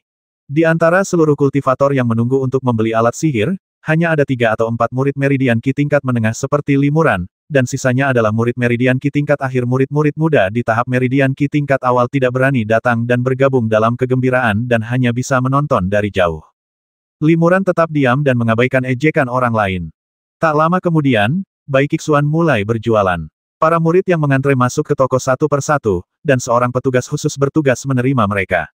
Orang yang menerima Limuran adalah seorang pemuda dengan kulit agak gelap, yang sedikit lebih tua dari Limuran dan juga memiliki tingkat kultivasi tahap tengah meridian Qi. Petugas itu melirik Limuran, tanpa sengaja menunjukkan sedikit kekecewaan, lalu bertanya dengan tenang, alat ajaib apa yang ingin dibeli adik junior ini? Aku ingin membeli senjata sihir pertahanan. Kualitasnya harus lebih tinggi, tanpa batasan 5 elemen. Semakin kuat pertahanannya, semakin baik setidaknya harus mampu menahan selusin serangan ledakan api tanpa kerusakan. Setelah Limuran mengungkapkan idenya, ia menatap lawan bicaranya dengan penuh harap. Itu senjata sihir pertahanan dengan kualitas sedang atau lebih tinggi? Tanya petugas itu. Benar sekali, Limuran mengangguk gembira. Tidak, kata petugas itu dingin. Tidak, Limuran tertegun. Cepat sekali terjual habis. Kalau kamu bilang tidak punya, ya sudah, kata petugas itu dengan tidak sabar. Kalau kamu mau alat sulap lainnya, tolong beritahu aku secepatnya. Kalau tidak, jangan ikut campur urusan kami. Masih banyak saudara yang menunggu untuk membeli alat sulap di belakang kita. Limuran tak punya pilihan selain minggir setelah mendengar ini. Ketika petugas melihat Limuran minggir, ia langsung membungkuk kepada murid tahap akhir saluran Ki di belakang Limuran dengan senyum lebar di wajahnya dan berkata dengan antusias, "Kakak senior, senjata ajaib apa yang ingin kau beli?" "Aku ingin senjata sihir pertahanan atribut emas tingkat menengah, lebih disukai perisai." Murid tahap akhir Meridian Ki itu berkata dengan keras. Suaranya tidak kecil, dan Limuran berada tepat di sebelahnya, jadi dia bisa mendengarnya dengan jelas. Kakak senior ini juga akan pulang dengan kecewa. Limuran mendesah dalam hatinya. Tanpa diduga, si pelayan langsung setuju dan berkata, baiklah, toko kami punya beberapa alat ajaib yang sesuai dengan kebudewa Anda. Saya akan segera mengambilnya. Mohon tunggu sebentar. Tunggu sebentar. Limuran menoleh ke petugas dan bertanya, saya juga ingin membeli senjata sihir pertahanan tadi, kenapa Anda bilang tidak punya? Petugas itu mencibir dengan tidak sabar dan berkata, senjata sihir termurah semacam ini harganya 4 atau 500 batu roh. Bagaimana mungkin kau, seorang murid saluran Ki tingkat menengah, mampu membelinya? Akan sia-sia jika aku mengatakan lebih banyak lagi padamu. Setelah petugas itu selesai berbicara, dia pergi ke toko untuk mengambil senjata ajaibnya tanpa menoleh ke belakang, meninggalkan Limuran yang marah dan murid-murid Meridian Ki lainnya yang menyaksikan semua ini dengan senyuman di wajah mereka.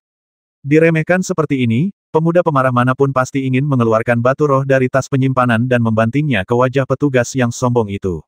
Namun, Limuran jauh lebih tenang. Ia tidak banyak bicara, hanya menggelengkan kepala, tersenyum merendahkan diri, dan meninggalkan Bai Kixuan. Senjata sihir pertahanan tingkat menengah harganya 4 hingga 500 batu roh. Memang sangat mahal, pikir Limuran dalam hati. Meskipun ia memiliki cukup banyak batu roh, dengan statusnya sebagai kultivator Meridian Ki tingkat menengah, mau tidak mau ia akan terkejut jika harus mengeluarkan begitu banyak batu roh sekaligus. Pasar ini sangat ramai, pasti banyak pencuri yang bersembunyi di sana. Kalau aku terang-terangan membeli senjata sihir, pasti akan menarik perhatian pencuri. Sekali diincar pencuri, akan sulit membela diri. Limuran mempertimbangkan untung ruginya dan akhirnya mengurungkan niatnya untuk membeli senjata sihir pertahanan. Limuran berkeliling pasar dan membeli kertas jimat serta tinta. Tanpa disadari, ia tiba di sebuah toko bernama Paviliun Pengecoran Pedang. Ini juga toko alat sulap, tapi skalanya lebih kecil. Saat ini, hanya ada satu pelanggan berusia 30-an di toko tersebut. Coba keberuntunganmu. Limuran melangkah masuk ke paviliun tempat pedang dan hendak bertanya ketika seorang penjaga toko parubaya berusia 40-an keluar dan berkata dengan sopan sambil tersenyum, saudaraku, semua senjata ajaib di toko kami telah terjual habis. Kami sedang kehabisan stok untuk sementara waktu. Jika Anda tertarik, silakan kembali dalam 10 hari atau setengah bulan. Tidak ada apa-apa. Limuran mengerutkan kening dan bertanya, apa yang ingin dibeli pelanggan ini? Apa menurutmu kultivasiku dangkal dan aku tidak layak membeli alat sihir? Adik kecil, kau salah paham. Penjaga toko tersenyum ramah, pelanggan ini datang untuk mempercayakan kami menempa instrumen magis.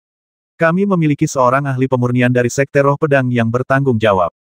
Jika pelanggan membawa bahan pemurnian mereka sendiri, mereka juga dapat mempercayakan kami untuk menempa berbagai instrumen magis. Kami hanya mengenakan biaya pemrosesan tertentu. Memalsukan pesanan. Limuran berpikir sejenak, lalu berbisik aku juga akan melakukan hal yang sama. Benarkah? Penjaga toko itu menatap Limuran dengan sedikit curiga, tetapi tetap berkata dengan sangat sopan kalau begitu, silakan masuk ke aula dalam untuk berdiskusi lebih lanjut. Seorang penyuling senjata akan datang menghubungi Anda nanti. Limuran mengikuti instruksinya dan berjalan ke aula dalam. Setelah duduk beberapa saat, seorang pria kekar berusia 30-an dengan tubuh terbuka masuk dan berkata dengan suara keras, kau ingin membuat senjata ajaib. Benar sekali, kata Limuran, yang mulia. Pria kekar itu menyela Limuran dan berkata, mari kita lihat bahan-bahanmu dulu. Bahan-bahan berkualitas buruk tidak akan berhasil. Tidak semua potongan tembaga dan besi bisa digunakan untuk membuat alat sihir. Bagaimana dengan bahan-bahan burung ibel? Tanya Limuran, lalu mengeluarkan selusin bulu elang bersayap besi dan sepasang cakar elang dari tas penyimpanannya. Hei, ini benar-benar bahan untuk membuat burung monster. Mata pria besar itu tiba-tiba berkilat, ia melangkah maju beberapa langkah, dan memeriksa bahan-bahan itu dengan saksama, menunjukkan rasa ingin tahu yang besar. Ya, itu bulu-bulu panjang dan sepasang cakar elang dari burung ibel tingkat 2, elang bersayap besi. Setelah mencari beberapa saat, pria besar itu mengangguk berulang kali dan berkata. Limuran merasa lega ketika melihat pihak lain dapat mengetahui asal material tersebut secara sekilas. Sepertinya pemurni senjata ini sangat familiar dengan material monster dan pasti memiliki pengalaman yang cukup. Ya, bahan-bahan ini bisa digunakan untuk memurnikan senjata. Pria besar itu mengangguk kepada Limuran dan berkata, bulu-bulu ini sangat tajam dan merupakan bahan yang berasal dari angin, cocok untuk dimurnikan menjadi pisau terbang. Sedangkan untuk sepasang cakar elang ini, semuanya sangat lengkap. Aku punya ide yang bisa kucoba. Pria besar itu berdiskusi dengan Limuran secara rinci, dan kata-katanya cukup sopan. Setengah jam kemudian, Limuran meninggalkan paviliun penempaan pedang dengan puas. Sebulan kemudian, ia bisa datang ke sini untuk mengambil senjata ajaib yang telah ia buat. Pegunungan Kuanglu, lembah terbuka di depan Sandi Lingkuan. Lembah ini terletak di pusat 4 sekte Kuanglu. Seperti mata air spiritual terbesar di pegunungan Kuanglu, mata air Sandi, lembah ini merupakan area umum dari 4 sekte dan bukan milik sekte manapun. Saat itu, ratusan murid dan tetua dari 4 sekte Kuanglu berkumpul di sini, tetapi lembah itu masih relatif tenang. Tak seorang pun bersuara keras, dan paling banyak hanya bisikan-bisikan. Lagi pula, dengan adanya pemimpin sekte di samping mereka, para murid ini tidak berani bertindak lancang. Mereka semua berdiri di tempat, beberapa menundukkan kepala dan terdiam, sementara yang lain melihat sekeliling. Muli adalah salah satunya. Sambil melihat sekeliling, ia berbisik kepada Limuran di sampingnya, sebagian besar murid di kuil Daming adalah biksu. Hanya sekitar 30% murid yang merupakan umat awam yang belum ditahbiskan. Saudara-saudara dari Sekte Roh Pedang adalah yang paling mengesankan. Masing-masing dari mereka memiliki tatapan serius dan aura yang ganas. Mereka juga mengenakan pedang tajam di pinggang mereka. Apakah mereka takut orang lain tidak tahu bahwa mereka menggunakan pedang? Apakah perlu begitu mencolok? Tidak bisakah mereka menyimpannya di dalam tas penyimpanan? Limuran tersenyum dan berkata, haha, begitulah aturan Sekte Jianling. Mereka menggunakan pedang untuk mensucikan tubuh, dan orang yang menggunakannya tidak pernah meninggalkan pedang, dan pedang tidak pernah meninggalkan orang yang menggunakannya. Konon, seiring waktu, orang dan pedang akan menjadi lebih akrab dan lebih kuat saat digunakan. Jangan remehkan mereka. Di antara 4 Sekte Kuanglu, Sekte Jianling secara terbuka adalah yang pertama dalam hal kekuatan murid. Jadi begitu, Muli menjulurkan lidahnya dan melihat ke tempat lain. Sekte Dansin benar-benar punya banyak murid perempuan. Muli tiba-tiba menghela napas, sayang sekali kebanyakan dari mereka memakai cadar, jadi kita tidak bisa melihat wajah asli mereka. Hei, salah satu saudari senior sepertinya sedang menatapku. Saudara Zhao, lihat, dia benar-benar melihat kita. Seru Muli sambil terus memberi isyarat kepada Limuran. Limuran mengikuti arah pandang Muli dan melihat sederet praktisi wanita dari Sekte Dansin. Kebanyakan dari mereka berkerudung dan berpakaian sama, sehingga mustahil untuk membedakan siapa mereka. Namun, Limuran sekilas melihat sosok yang dikenalnya tak lain adalah Yan Cucu, yang diselamatkannya di mata air Sanyo malam itu. Meskipun wanita itu masih bertopeng, Limuran masih bisa mengenali mata dan sosoknya. Ketika Limuran melihat wanita ini, kebetulan ia juga sedang melihat ke arah yang sama. Tatapan mereka bertemu. Limuran tersenyum canggung, tetapi wanita itu segera memalingkan wajahnya. Dia awalnya mengintip kita, dan ketika ketahuan, dia merasa sedikit malu. Bisik Muli, kakak Zhao, menurutmu kakak yang mana yang sedang dia lihat? Pada saat ini, Master Tao Zixia tiba-tiba berbalik dan melirik semua murid. Muli dan yang lainnya langsung terdiam, berdiri tegak, dan tidak berani melihat sekeliling. Tak lama kemudian, beberapa biksu pengembara datang ke sini bersama murid-murid mereka. Siang harinya, semua murid dari 4 sekte yang dikirim ke kota pemakaman bawah tanah tiba. Rekan Daois Cixia, mengapa rekan Daois Changxia, pemimpin sekte Anda, tidak datang? Ngomong-ngomong, rekan Daois Changxia sudah lama tidak muncul di depan umum. Beliau tidak hadir saat kita membahas masalah pemakaman bawah tanah terakhir kali. Seorang pria parubaya berjanggut panjang dan alis setajam pedang dari sekte Jianling tiba-tiba berbicara dengan suara keras. Pendeta Tao Cixia terkekeh dan berkata, terima kasih atas perhatianmu, Saudara Feng. Pemimpin sekte kami saat ini sedang menjalani pengasingan untuk berkultivasi. Operasi ini akan dipimpin oleh saya untuk sementara waktu. Rekan Taois Feng, Kau adalah pemimpin Sekte Jianling, Feng Tianya. Hati Limuran bergetar ketika mendengar ini. Ternyata pria parubaya ini adalah pemimpin Sekte Jianling, dan dia tampak cukup muda. Feng Tianya mengangguk pelan dan mendesah, "Cek-cek, rekan Daois Changxia setengah lebih tua dari kami. Ketika dia mencapai tahap pengembaraan ilahi, kami masih murid muda dari berbagai sekte. Masa hidupnya hampir habis. Retret ini mungkin ujian hidup dan mati." "Hidup dan mati, apa artinya itu?" Muli bertanya kepada Limuran dengan suara rendah. "Di garis antara hidup dan mati, berlatih dalam pengasingan, hidup atau mati bergantung pada apakah kau bisa membuat terobosan selama retret. Ini disebut penghalang hidup dan mati." Limuran berbisik, yang ia maksud adalah bahwa kepala sekolah berlatih dalam pengasingan untuk mencari terobosan. Jika ia berhasil, ia akan dapat membuat kemajuan besar dalam kultivasinya dan memperpanjang umurnya. Jika tidak, aku khawatir ia tidak akan hidup lama. Muli terdiam sejenak setelah mendengar ini, lalu bergumam, "Semoga kepala sekolah berhasil." Semua murid mengatakan bahwa dia orang baik, dan orang baik akan diberi pahala. Limuran menggelengkan kepalanya diam-diam dalam hati.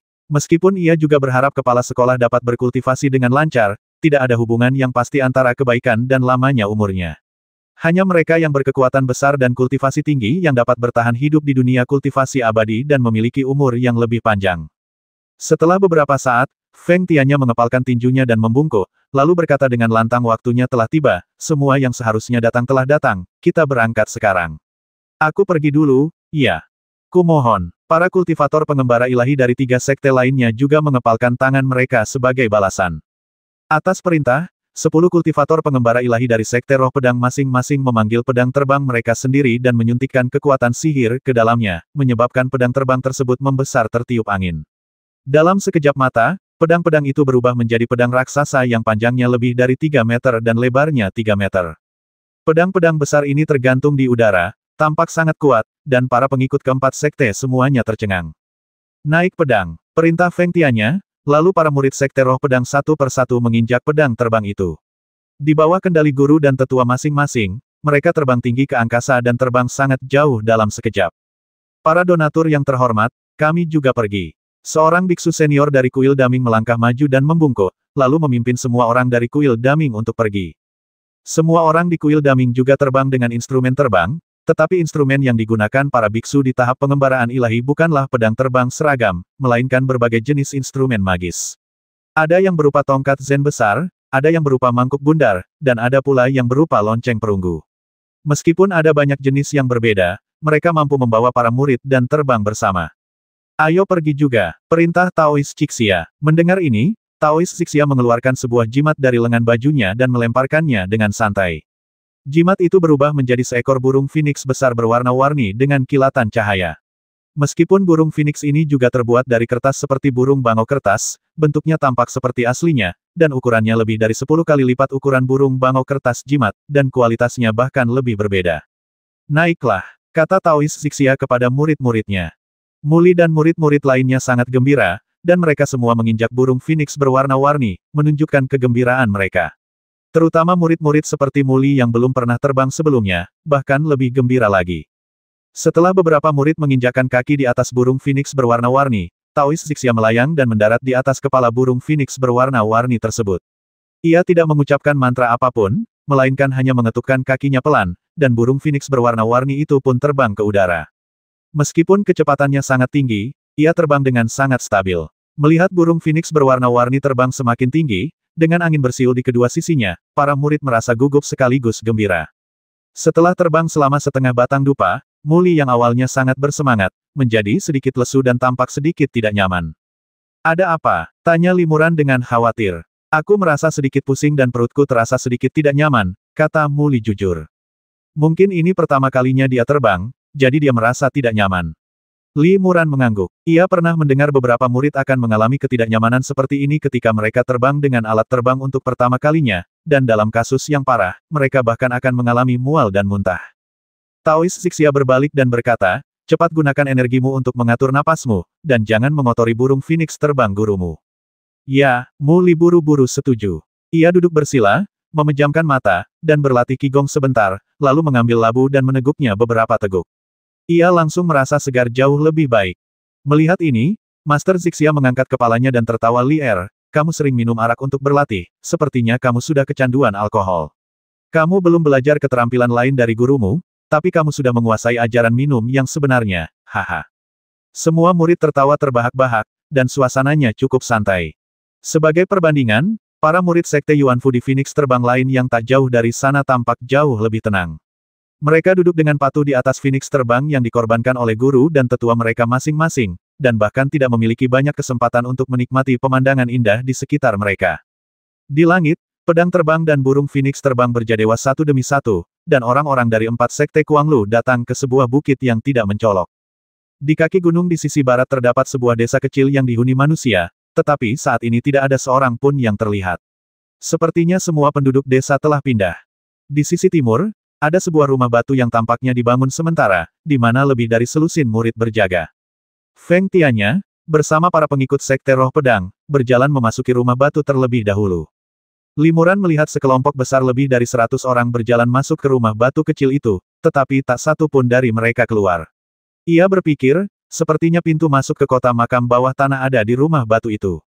Setelah murid-murid Sekte Jianling dan Kuil Daming memasuki rumah batu satu demi satu, Taois Cixia juga memberi perintah dan memimpin murid-murid Sekte Yuanfu menuju rumah batu.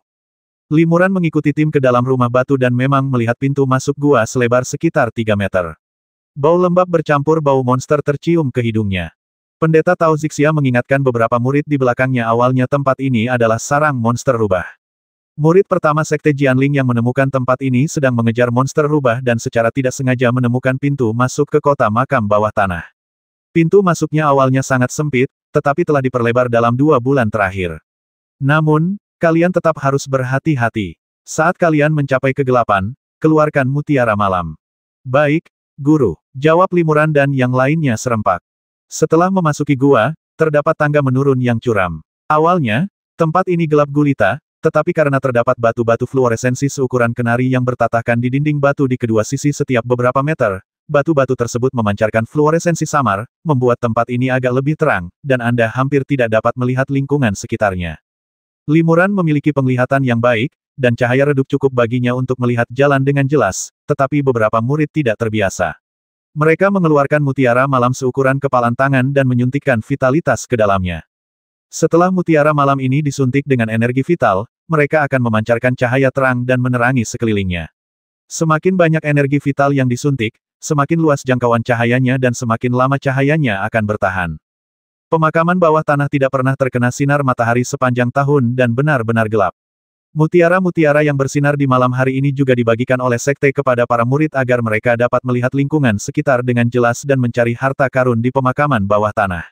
Namun, satu mutiara yang bersinar di malam hari berharga 5 batu roh, dan biaya ini akan dipotong saat sekte membagikan hadiah di kemudian hari. Setelah berjalan sekitar 4 atau 5 mil, lorong gua itu masih menurun, tanpa tanda-tanda mencapai dasarnya. Para murid pun tak kuasa menahan rasa terkejut. Sudah sedalam ini, belum sampai.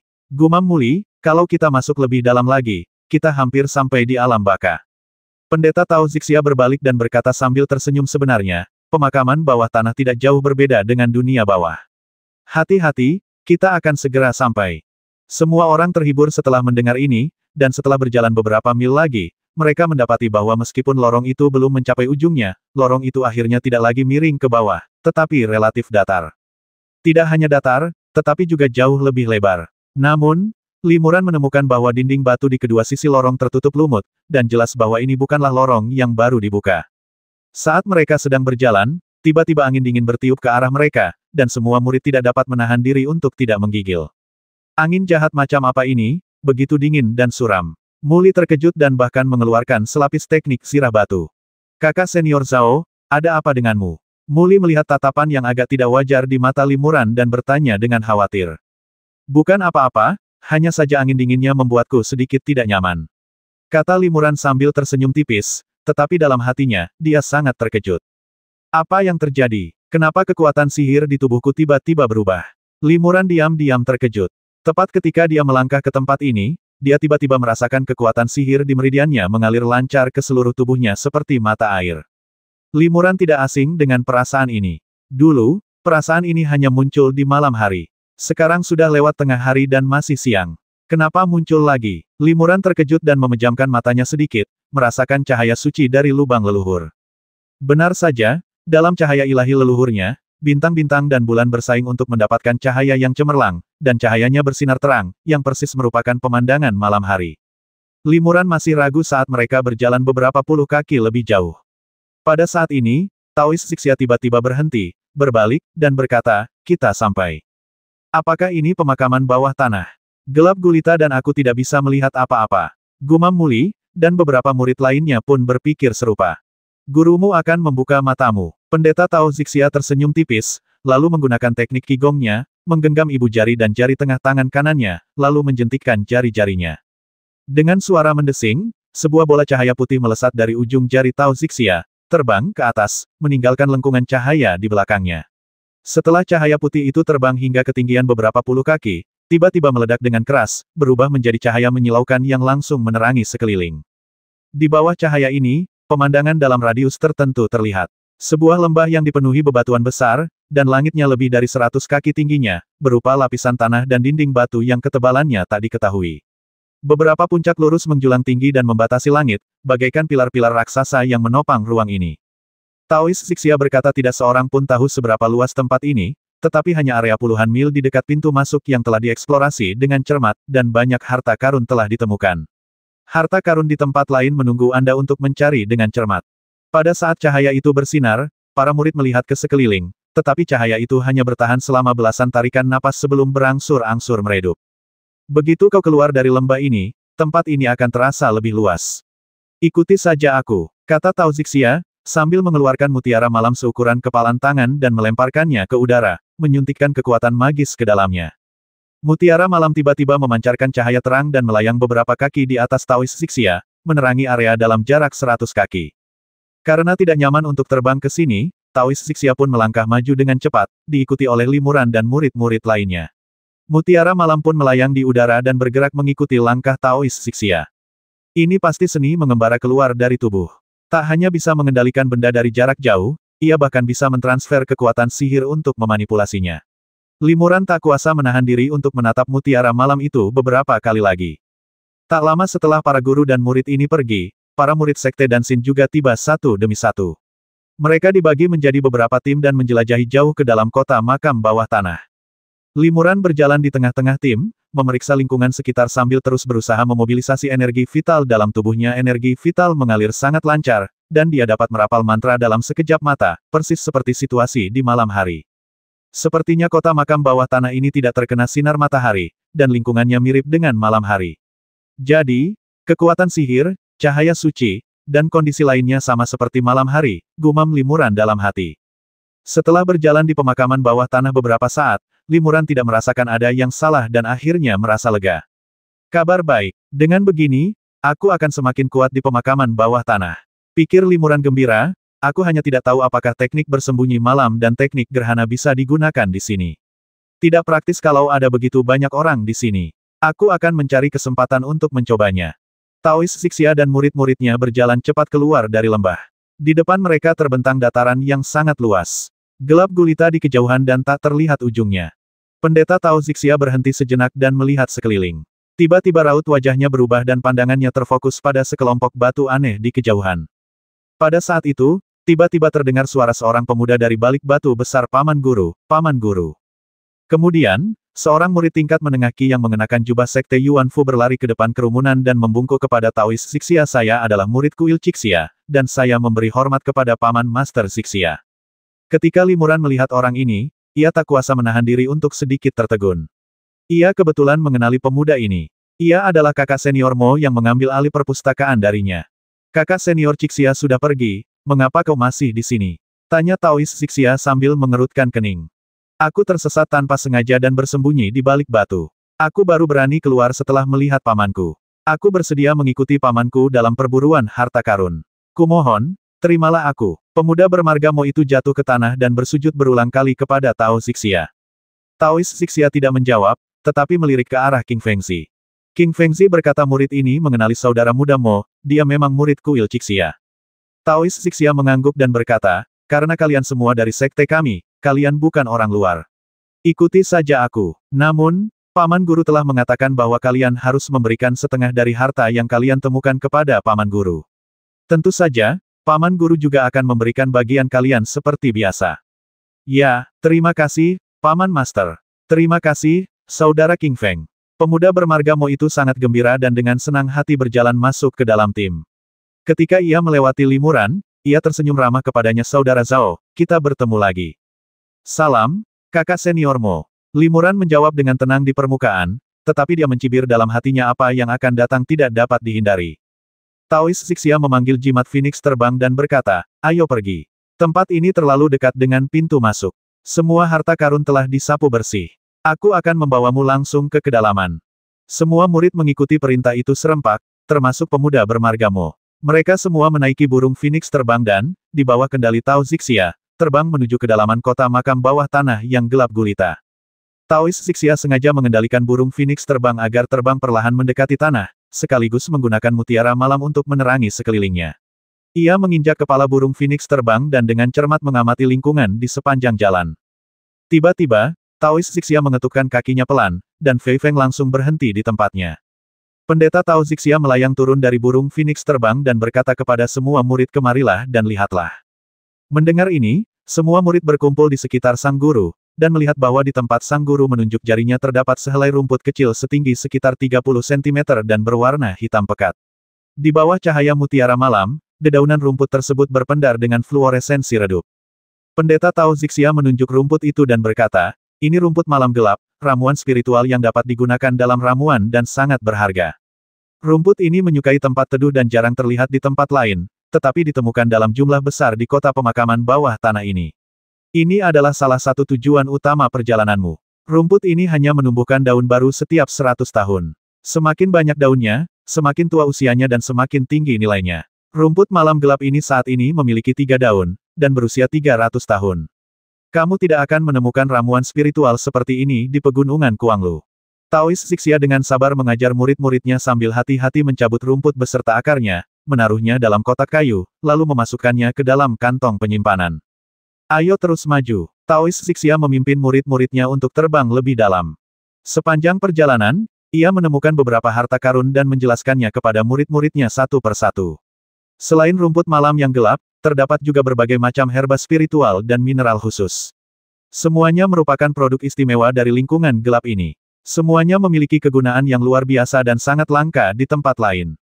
Tidak ada matahari atau bulan di kota makam bawah tanah, dan tentu saja tidak ada perbedaan antara siang dan malam. Setelah terbang perlahan selama beberapa jam, Tao Zixia dan murid-muridnya tiba di sebuah perbukitan. Pendeta Tao Zixia kembali mengulurkan jarinya, dan sebuah bola cahaya putih melesat keluar dan meledak di langit, membentuk cahaya cemerlang yang bertahan lebih dari 10 tarikan napas. Cahaya itu menerangi area sekitarnya sejauh beberapa mil, dan bahkan di kejauhan, sebuah sosok samar dapat terlihat.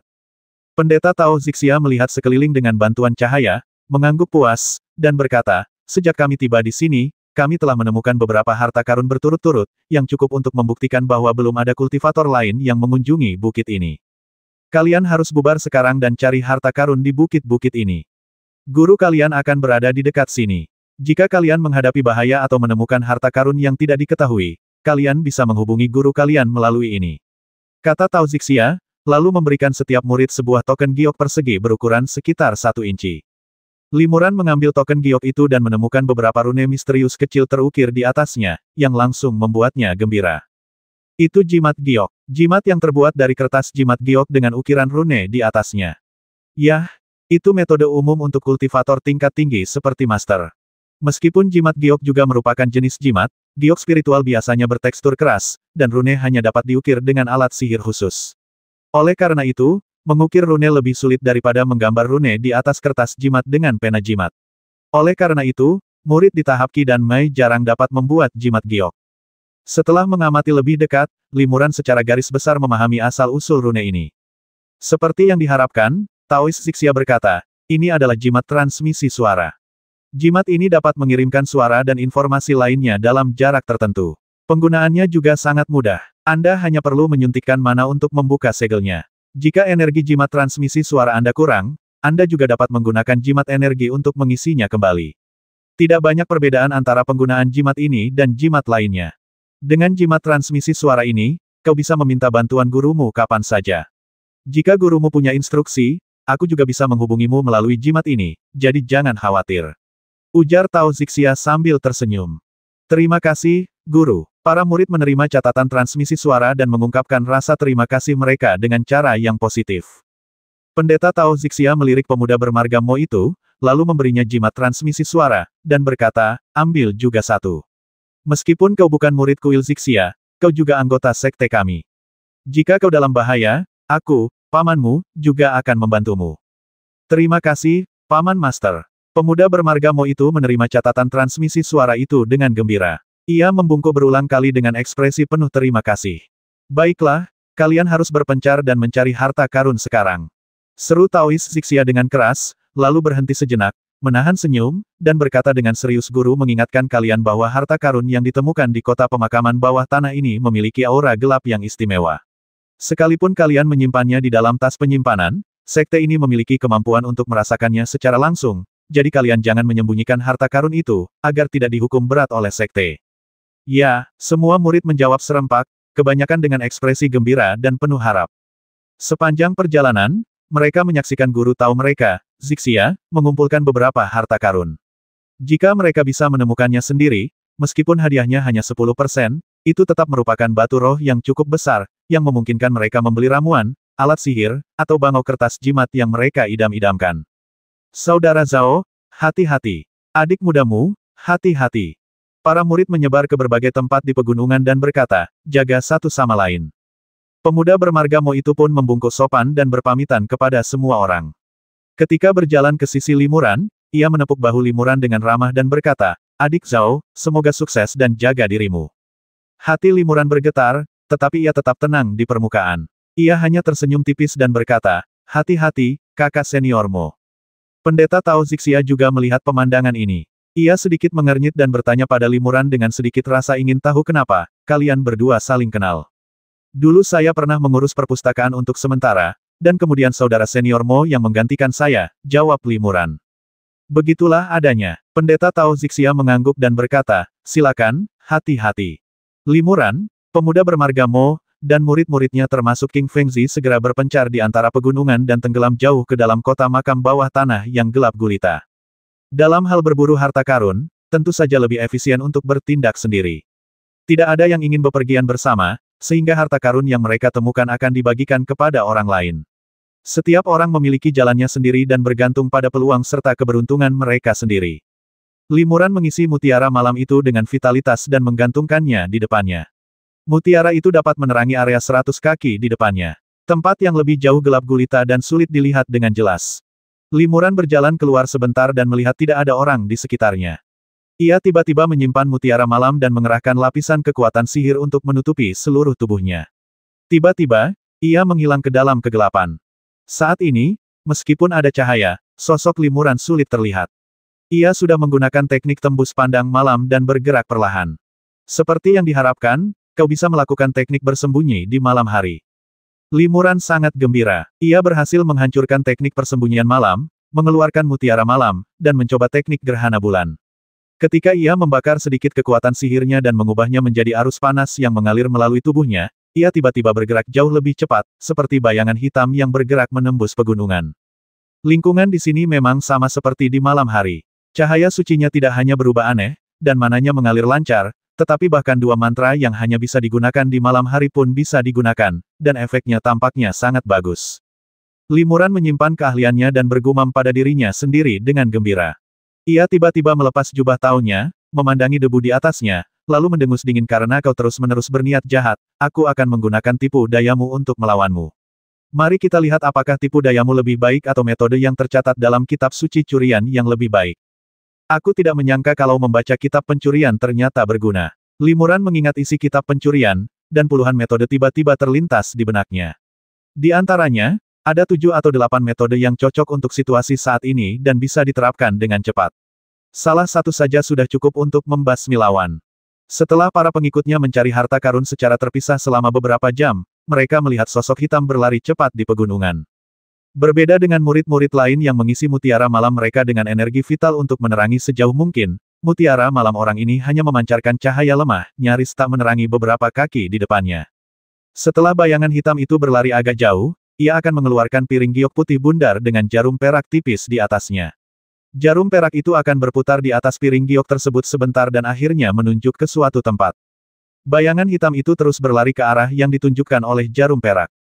Setelah melewati dua bukit kecil, cahaya neon redup tiba-tiba muncul di lempengan batu giok. Bayangan hitam itu gembira, melambat, dan perlahan mendekat ke arah yang ditunjukkan oleh cahaya itu. Tidak lama kemudian, bayangan hitam itu melihat bola cahaya bergerak perlahan tidak jauh darinya jelas. Ini adalah seorang murid yang menggunakan mutiara malam untuk menerangi dan sedang mencari harta karun. Bayangan hitam itu buru-buru memasukkan mutiara malamnya ke dalam kantong penyimpanan, agar tidak ada cahaya yang bersinar keluar. Bayangan gelap itu perlahan merangkak di lembah yang gelap, mendekati cahaya yang tak jauh darinya selangkah demi selangkah. Cahaya di kejauhan tiba-tiba berhenti, dan sinar itu perlahan berputar dan bersinar ke segala arah. Jelaslah bahwa murid itu sedang berbalik untuk melihat sekeliling. Bayangan gelap itu buru-buru merangkak di tanah dan bersembunyi di antara bebatuan, dan tidak diterangi oleh cahaya. Setelah cahaya terang itu menyapu dua kali, ia berhenti berputar dan tidak bergerak. Bayangan hitam itu memanfaatkan kesempatan itu untuk terus bergerak maju perlahan. Tak lama kemudian, dengan bantuan cahaya yang dipancarkan pihak lawan, bayangan hitam itu samar-samar melihat posisi pihak lawan. Sang murid duduk bersila dengan mutiara malam diletakkan di sampingnya, dan punggungnya menghadap bayangan hitam. Haha, aku baru saja memanfaatkan kesempatan saat kau bermeditasi untuk memulihkan energimu, dewa benar-benar menolongku. Bayangan hitam itu sangat gembira, tetapi gerakan tubuhnya menjadi lebih ringan, hampir bergerak perlahan, sedikit demi sedikit, perlahan mendekati murid di sebelah mutiara malam. 20 kaki, 15 kaki, 10 kaki. Saat ini, bayangan hitam hampir bisa melancarkan serangan, tetapi jaraknya masih agak jauh. Jika lawan waspada dan bereaksi tepat waktu, ia mungkin bisa menggunakan senjata sihir atau jimat untuk menangkis serangannya. Pokoknya, meditasinya tidak akan selesai dalam waktu dekat. Masih banyak waktu. Aku akan mendekat. Bayangan hitam itu menahan napas dan terus bergerak maju dengan hati-hati. Di saat yang sama, ia diam-diam memegang 3 anak panah beracun di tangannya, siap melancarkan serangan mendadak kapan saja. 9 kaki, 8 kaki, 7 kaki. Setiap kali ia mendekat, bayangan hitam itu merasakan ledakan kegembiraan di hatinya. Semakin dekat jaraknya, semakin besar peluangnya untuk berhasil. Begitu aku berada dalam jarak 5 meter darimu, kau akan mati. Bayangan hitam itu menatap punggung murid itu, merasa sangat gembira. Tiba-tiba, terdengar suara klik pelan di sampingnya, lalu aroma harum tiba-tiba tercium. Bayangan hitam itu tiba-tiba merasa seluruh tubuhnya lemas, seolah-olah ia tak punya tenaga lagi. Dia menahan napas dan tidak menghirup aromanya, tetapi aromanya melekat pada tubuhnya dan meresap ke dalam kulitnya. Apa yang terjadi? Bayangan hitam itu terkejut dan tak lagi peduli untuk menyembunyikan tindakannya. Ia segera mengerahkan kekuatan sihirnya dan ingin membuat lapisan pelindung batu untuk mengisolasi aroma tersebut. Namun, tiba-tiba ia mendapati bahwa kekuatan sihirnya telah mengeras seperti sup emas dan sulit untuk dimobilisasi. Pada saat ini, berbagai jenis racun menyembur keluar dari sekitarnya secara bersamaan, beberapa pedas dan menyengat, dan beberapa sehitam tinta. Bayangan hitam itu tiba-tiba merasa seluruh tubuhnya kaku seperti kayu dan tak bisa bergerak. Matanya terstimulasi oleh kabut asam dan air mata mengalir keluar, sehingga ia terpaksa menutup mata. Begitu dia menutup matanya, dia tidak akan pernah mempunyai kesempatan untuk membukanya lagi. Saat berbagai macam kabut asam, gas beracun dan bisa menyembur keluar, sang murid yang awalnya duduk bersila membelakangi tempat itu tiba-tiba berbalik, mengulurkan jarinya dan menyemburkan aliran kekuatan sihir, yang menembus ke dalam sebuah batu besar sekitar 10 kaki di depannya. Tiba-tiba, api membubung dari batu besar itu, lalu meledak menjadi ribuan sinar cahaya di udara, menerangi area seluas puluhan kaki. Ini adalah simbol susunan yang dikaitkan dengan api. Di bawah induksi simbol susunan tersebut, dengan sosok hitam yang tak bergerak sebagai pusatnya, 20 atau 30 simbol ledakan api tiba-tiba diaktifkan secara bersamaan, langsung menghasilkan ledakan api yang dahsyat. Sebelum api ledakan itu menghilang, beberapa cahaya dingin melintas, dan 7 atau 8 pisau terbang melesat ke arah tempat ini dari segala arah dengan kecepatan yang luar biasa. Akan tetapi, semua pisau terbang itu tidak mengenai apapun, dan tempat di mana mereka awalnya berada hancur berkeping-keping, tanpa seorang pun terlihat hanya sebuah tas penyimpanan yang setengah rusak dan beberapa harta karun yang tersisa di dalamnya yang tertinggal di tanah. Semua ini terjadi dalam sekejap mata. Sosok hitam itu masih bangga dengan serangan diam-diamnya yang berhasil beberapa saat sebelumnya, dan sesaat kemudian ia dilenyapkan secara misterius, tanpa mayat tersisa. Kau mencari kematianmu sendiri, kata murid yang membasmi sosok hitam itu dengan dingin. Murid ini tidak lain adalah Limuran, dan sosok hitam yang dibasminya adalah pemuda bernama Mo yang telah berulang kali mencoba menyakitinya. Limuran menanggalkan jubah Tao-nya, melihatnya, lalu bola api muncul dan membakarnya, lalu ia mengenakan jubah Tao yang baru. Mereka benar-benar meninggalkan bubuk magnet di tubuhku untuk melacakku. Trik ini hanya bisa dianggap sebagai level terendah di antara sekian banyak teknik pelacakan yang disebutkan dalam kitab pencuri. Ketika para murid pergi berburu harta karun secara terpisah, pemuda bermarga Mo pernah menepuk bahu Limuran. Tindakan yang tampak biasa ini membuat Limuran memberikan perhatian ekstra. Tindakan seperti ini biasanya hanya dilakukan di antara saudara yang sangat akrab, dan kakak senior Mo ini jelas belum sedekat ini dengannya. Kemudian, Limuran memeriksa jubah Tao itu sebentar dan menemukan bubuk di atasnya. Ia menyadari bahwa itu adalah sejenis bubuk magnet. Bubuk itu dapat melacak target dengan bantuan alat ajaib lempengan giok. Metode ini umum di kalangan pencuri. Limuran, yang familiar dengan kitab suci pencuri, tentu saja tidak menganggapnya serius. Jadi, ia hanya memanfaatkan situasi dan memasang jaring yang rapat, menunggu kakak senior Mo jatuh ke dalam perangkap. Hampir setiap metode yang ia siapkan dapat langsung menaklukkan kakak senior Mo dan kemudian membasminya, namun, untuk berjaga-jaga, Limuran tetap menggunakan beberapa metode sekaligus untuk memastikan tidak ada kesalahan. Lebih baik meluangkan lebih banyak waktu dan upaya untuk mengaturnya dengan cermat daripada membiarkan bahaya tersembunyi. Prinsip inilah yang disebutkan berkali-kali dalam kitab pencuri. Sebagai pencuri, jangan pernah meremehkan musuh. Karena Limuran telah memutuskan untuk menyerang lebih dulu, ia tidak akan memberi kesempatan kepada pihak lain.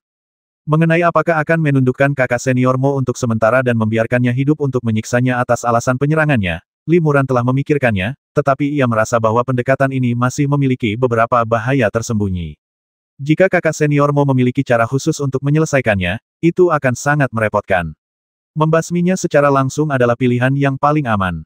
Lagi pula, selama dia mati, alasannya tidak akan terlalu penting. Pemuda bermarga Mo itu hanya mengira bahwa Limuran adalah seorang murid biasa yang baru berada di sekte tersebut selama lebih dari setahun, jadi dia berulang kali menyerangnya, tetapi tindakannya tidak diragukan lagi merupakan bentuk pamer keterampilan di depan seorang ahli dan mencari kematiannya sendiri. Untuk memastikan dia terbasmi, aku menggunakan beberapa jimat api lagi dan tanpa sengaja menghancurkan tas penyimpanannya. Kurasa sebagian besar harta karunnya juga hancur. Aku penasaran apa yang tersisa. Limuran bergumam pada dirinya sendiri. Ia hendak pergi mengambil harta karun itu ketika tiba-tiba seberkas cahaya terang menerobos kegelapan di langit yang jauh dan menyinarinya. Guru, wajah Limuran sedikit berubah. Ia melihat bahwa yang memancarkan cahaya terang itu tak lain adalah gurunya. Taois Sixia gurunya sedang menunggangi burung phoenix terbang ke sana dengan sangat cepat, dan mendarat di depan Limuran. Salam, Guru. Limuran membungkuk, merasa agak gelisah. Ia baru saja membasmi kakak senior Mo, dan guru muncul di sini saat ini. Sungguh kebetulan. Pendeta Tao Zixia tersenyum tipis, melihat sekeliling, dan berkata dengan heran, apakah pencuri kecil bermarga Mo itu telah dibasmi olehmu? Tuan benar-benar tahu. Limuran terkejut, tetapi dia tidak mengerti apa yang dimaksud tuannya, jadi dia hanya bisa berpura-pura bodoh dan berdiri di sana tanpa menjawab. Kenapa kau ingin membasminya? Lagi pula, dia kan sesama muridmu. Kata Tao Zixia dingin, menunjuk kantong penyimpanan rusak di tanah yang belum sempat disimpan Limuran. Tas penyimpanan ini sudah menjelaskan semuanya. Percuma saja menutupinya. Limuran ragu sejenak dan berkata, kalau aku tidak membasminya, dia yang akan membasmiku. Membudidayakan makhluk abadi pada dasarnya adalah pertempuran melawan surga. Untuk bertahan hidup, surga pun harus diperjuangkan, apalagi manusia, apalagi orang yang ingin mencelakaimu. Jika aku mundur demi sesama murid, aku khawatir yang akan dilihat guru sekarang adalah tas penyimpanan yang ditinggalkan muridku. Mendengar ini, Taois Sixia menatap Limuran dengan dingin. Tatapannya setajam pisau, seolah hendak menusuk jauh ke dalam hati Limuran, membuat Limuran merinding. Tiba-tiba, Taois Sixia tertawa terbahak-bahak dan berkata, hahaha, bagus sekali. Aku tidak menyangka kau, di usia semuda ini, benar-benar memahami kebenaran ini. Guru, jangan salahkan muridmu. Limuran merasa sedikit lega. Tentu saja tidak, kata Taois Sixia sambil tersenyum, aku bukan orang tua yang keras kepala, jadi aku tidak mengerti inti masalahnya. Pencuri kecil bermarga Mo ini berani diam-diam menyerang muridku di depanku dan meninggalkan bekas bubuk magnet. Dia benar-benar tidak tahu bagaimana hidup atau mati. Ini sudah cukup untuk menunjukkan bahwa dia memiliki pikiran jahat terhadapmu. Wajar bagimu untuk membasminya. Dia pantas mendapatkannya. Bahkan jika kakak senior Cixia tahu tentang ini di masa depan, aku akan berdebat denganmu dan memastikan kau tidak dihukum. Terima kasih, Guru. Limuran menghela napas lega. Ternyata gurunya sudah mengetahui ambisi pemuda bernama Mo. Maka semuanya mudah dijelaskan. Melihat Limuran masih ragu, Taois Zixia tersenyum dan berkata, Anda pasti bertanya-tanya mengapa saya tidak langsung mengungkap identitas sebenarnya dari pencuri kecil bermarga Mo itu. Limuran mengangguk. Ia memang punya pertanyaan ini. Dengan status dan tingkat kultivasi gurunya, Taois Zixia, ia tidak perlu khawatir tentang apapun. Ia bisa langsung membasmi saudara Mo dengan tuduhan niat jahat dan membersihkan sekte tersebut. Pendeta Tao Zixia berkata dengan tegas, itu karena sang guru bermaksud agar dia menimbulkan masalah untukmu. Dunia kultivasi abadi bukanlah tempat yang baik. Perjuangan terbuka dan rahasia seperti itu terjadi dari waktu ke waktu. Ini adalah kesempatan bagus untuk memberi Anda kesan mendalam tentang bahaya dunia kultivasi abadi. Jika kau ingin bertahan hidup di dunia kultivasi abadi, hanya memiliki bakat kultivasi dan kerja keras saja tidaklah cukup. Kau harus mampu menghadapi berbagai ancaman. Berlatih keras sepanjang hari selama puluhan tahun adalah dunia kultivasi abadi. Jebakan konspirasi hidup mati semacam ini juga merupakan bagian dari dunia kultivasi abadi. Gurumu menganggapmu berbakat dan bisa dikembangkan, jadi beliau bermaksud memanfaatkan kesempatan ini untuk memberimu pengalaman. Lagi pula, kesempatan untuk mendapatkan pengalaman hidup mati seperti ini tidak mudah didapat. Tentu saja, aku diam-diam mengawasi pencuri kecil bernama Mo itu. Jika kau bukan tandingannya, aku akan segera datang menyelamatkanmu. Murid berterima kasih kepada guru. Limuran membungkuk dan berbicara dengan sangat tulus. Pendeta Tao Zixia mengangguk setuju dan berkata, tapi aku tidak menyangka kau akan membasminya seketika sebelum dia sempat bergerak. Berdasarkan ketegasanmu saja, mulai hari ini, aku akan lebih menghormatimu. Kamu baru berlatih lebih dari setahun, dan kamu sudah mencapai tahap tengah saluran Qi, yang menunjukkan bahwa kamu memiliki bakat yang baik. Kamu mampu mengambil inisiatif untuk membasmi para pencuri hari ini, yang menunjukkan bahwa kamu memiliki kecerdasan yang luar biasa. Dengan 2 poin ini, kamu memiliki masa depan yang menjanjikan di dunia kultivasi. Gurumu memiliki harapan yang tinggi padamu, jadi jangan mengecewakan gurumu. Ya, saya akan berlatih dengan tekun untuk membalas kebaikan guru. Limuran membungkuk lagi. Ia bahkan mulai berpikir bahwa Taois Zixia adalah seorang guru yang baik, tetapi ia merasa dalam hatinya bahwa masalah ini jauh dari sesederhana itu. Pendeta Tao Zixia tampaknya dapat melihat pikiran Limuran. Ia tersenyum dan berkata, aku telah melatihmu dengan sepenuh hati, dan tentu saja aku punya tujuanku sendiri. Tapi jangan khawatir, selama kau berlatih dengan baik di masa depan dan mencapai hal-hal besar untukku, aku juga akan mendapatkan manfaat darimu di masa depan. Baik, murid mengerti. Limuran mengangguk. Setelah Taois Zixia menjelaskan hal itu kepadanya, ia merasa lebih tenang. Limuran tak percaya bahwa Taois Zixia tidak memiliki tujuan hidupnya sendiri. Mungkin ada beberapa master di dunia kultivasi abadi yang bersedia membina murid tanpa meminta imbalan apapun, tetapi mereka jelas sangat langka, dan kemungkinan ia bertemu mereka secara kebetulan sangat kecil. Terlebih lagi, jika Taois Zixia benar-benar orang seperti itu, berita itu pasti sudah menyebar ke seluruh sekte, dan semua murid akan berbondong-bondong menjadi muridnya, tetapi bukan gilirannya. Kamu orang yang cerdas, sangat baik.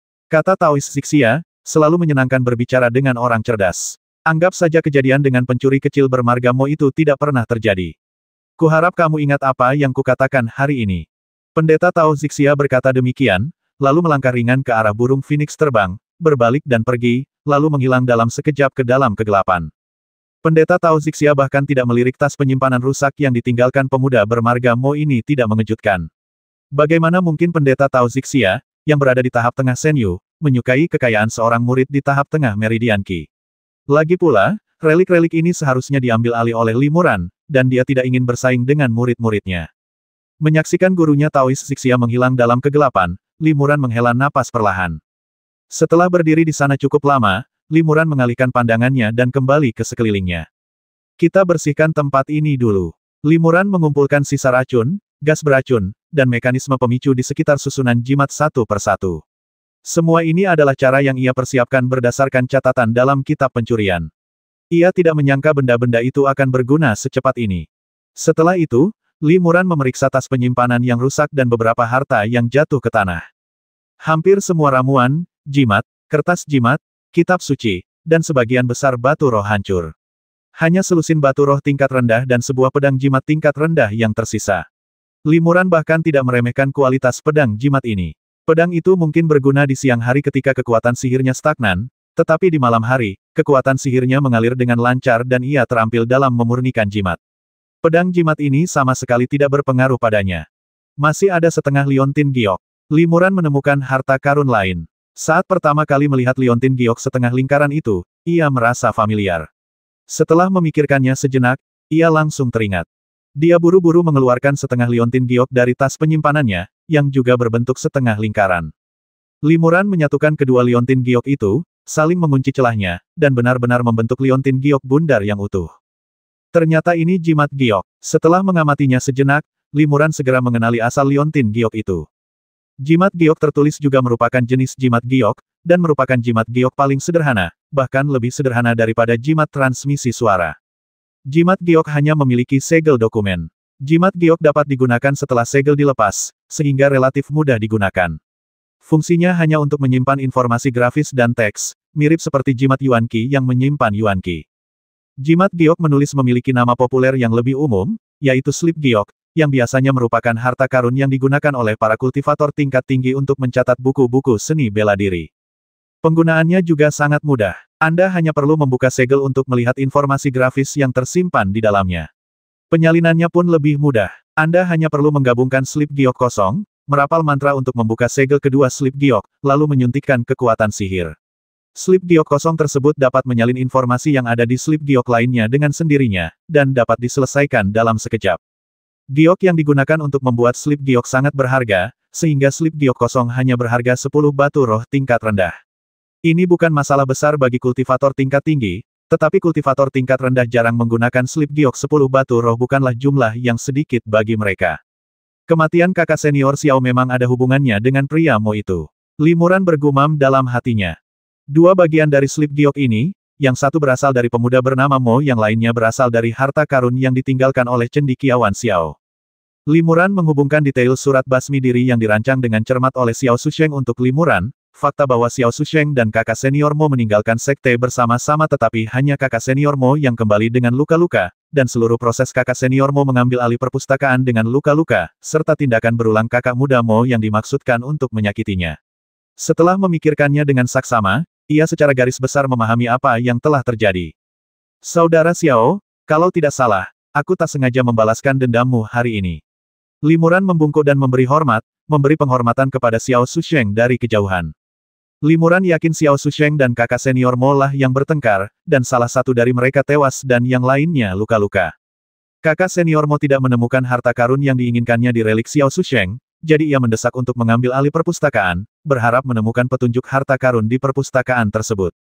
Tentu saja, kakak senior Mo tidak dapat menemukan petunjuk apapun, karena surat basmi diri itu telah ditemukan oleh Limuran terlebih dahulu. Akhirnya, kakak senior Mo mencurigai Limuran, jadi ia mencoba menghadapi Limuran meskipun tebakan kakak senior Mo benar, ia justru mencari kematiannya sendiri. Informasi apa yang tercatat dalam kepingan giok ini? Mengapa terbelah menjadi dua bagian? Mengapa keduanya diperoleh oleh kakak senior Xiao dan kakak senior Mo? Mengapa mereka saling membasmi hanya untuk memperebutkan separuh liontin giok yang tersisa? Limuran memiliki lebih banyak keraguan dalam benaknya. Lihat saja nanti kau akan tahu. Limuran mengamati dengan saksama kepingan batu giok yang telah disatukan itu dan berkata dalam hati dengan percaya diri. Slip giok ini tidak sulit diperbaiki. Kita hanya perlu menyatukan kedua bagian liontin giok dan menulis ulang segelnya agar koheren. Informasi yang tercatat di slip giok ini tidak akan hilang. 40.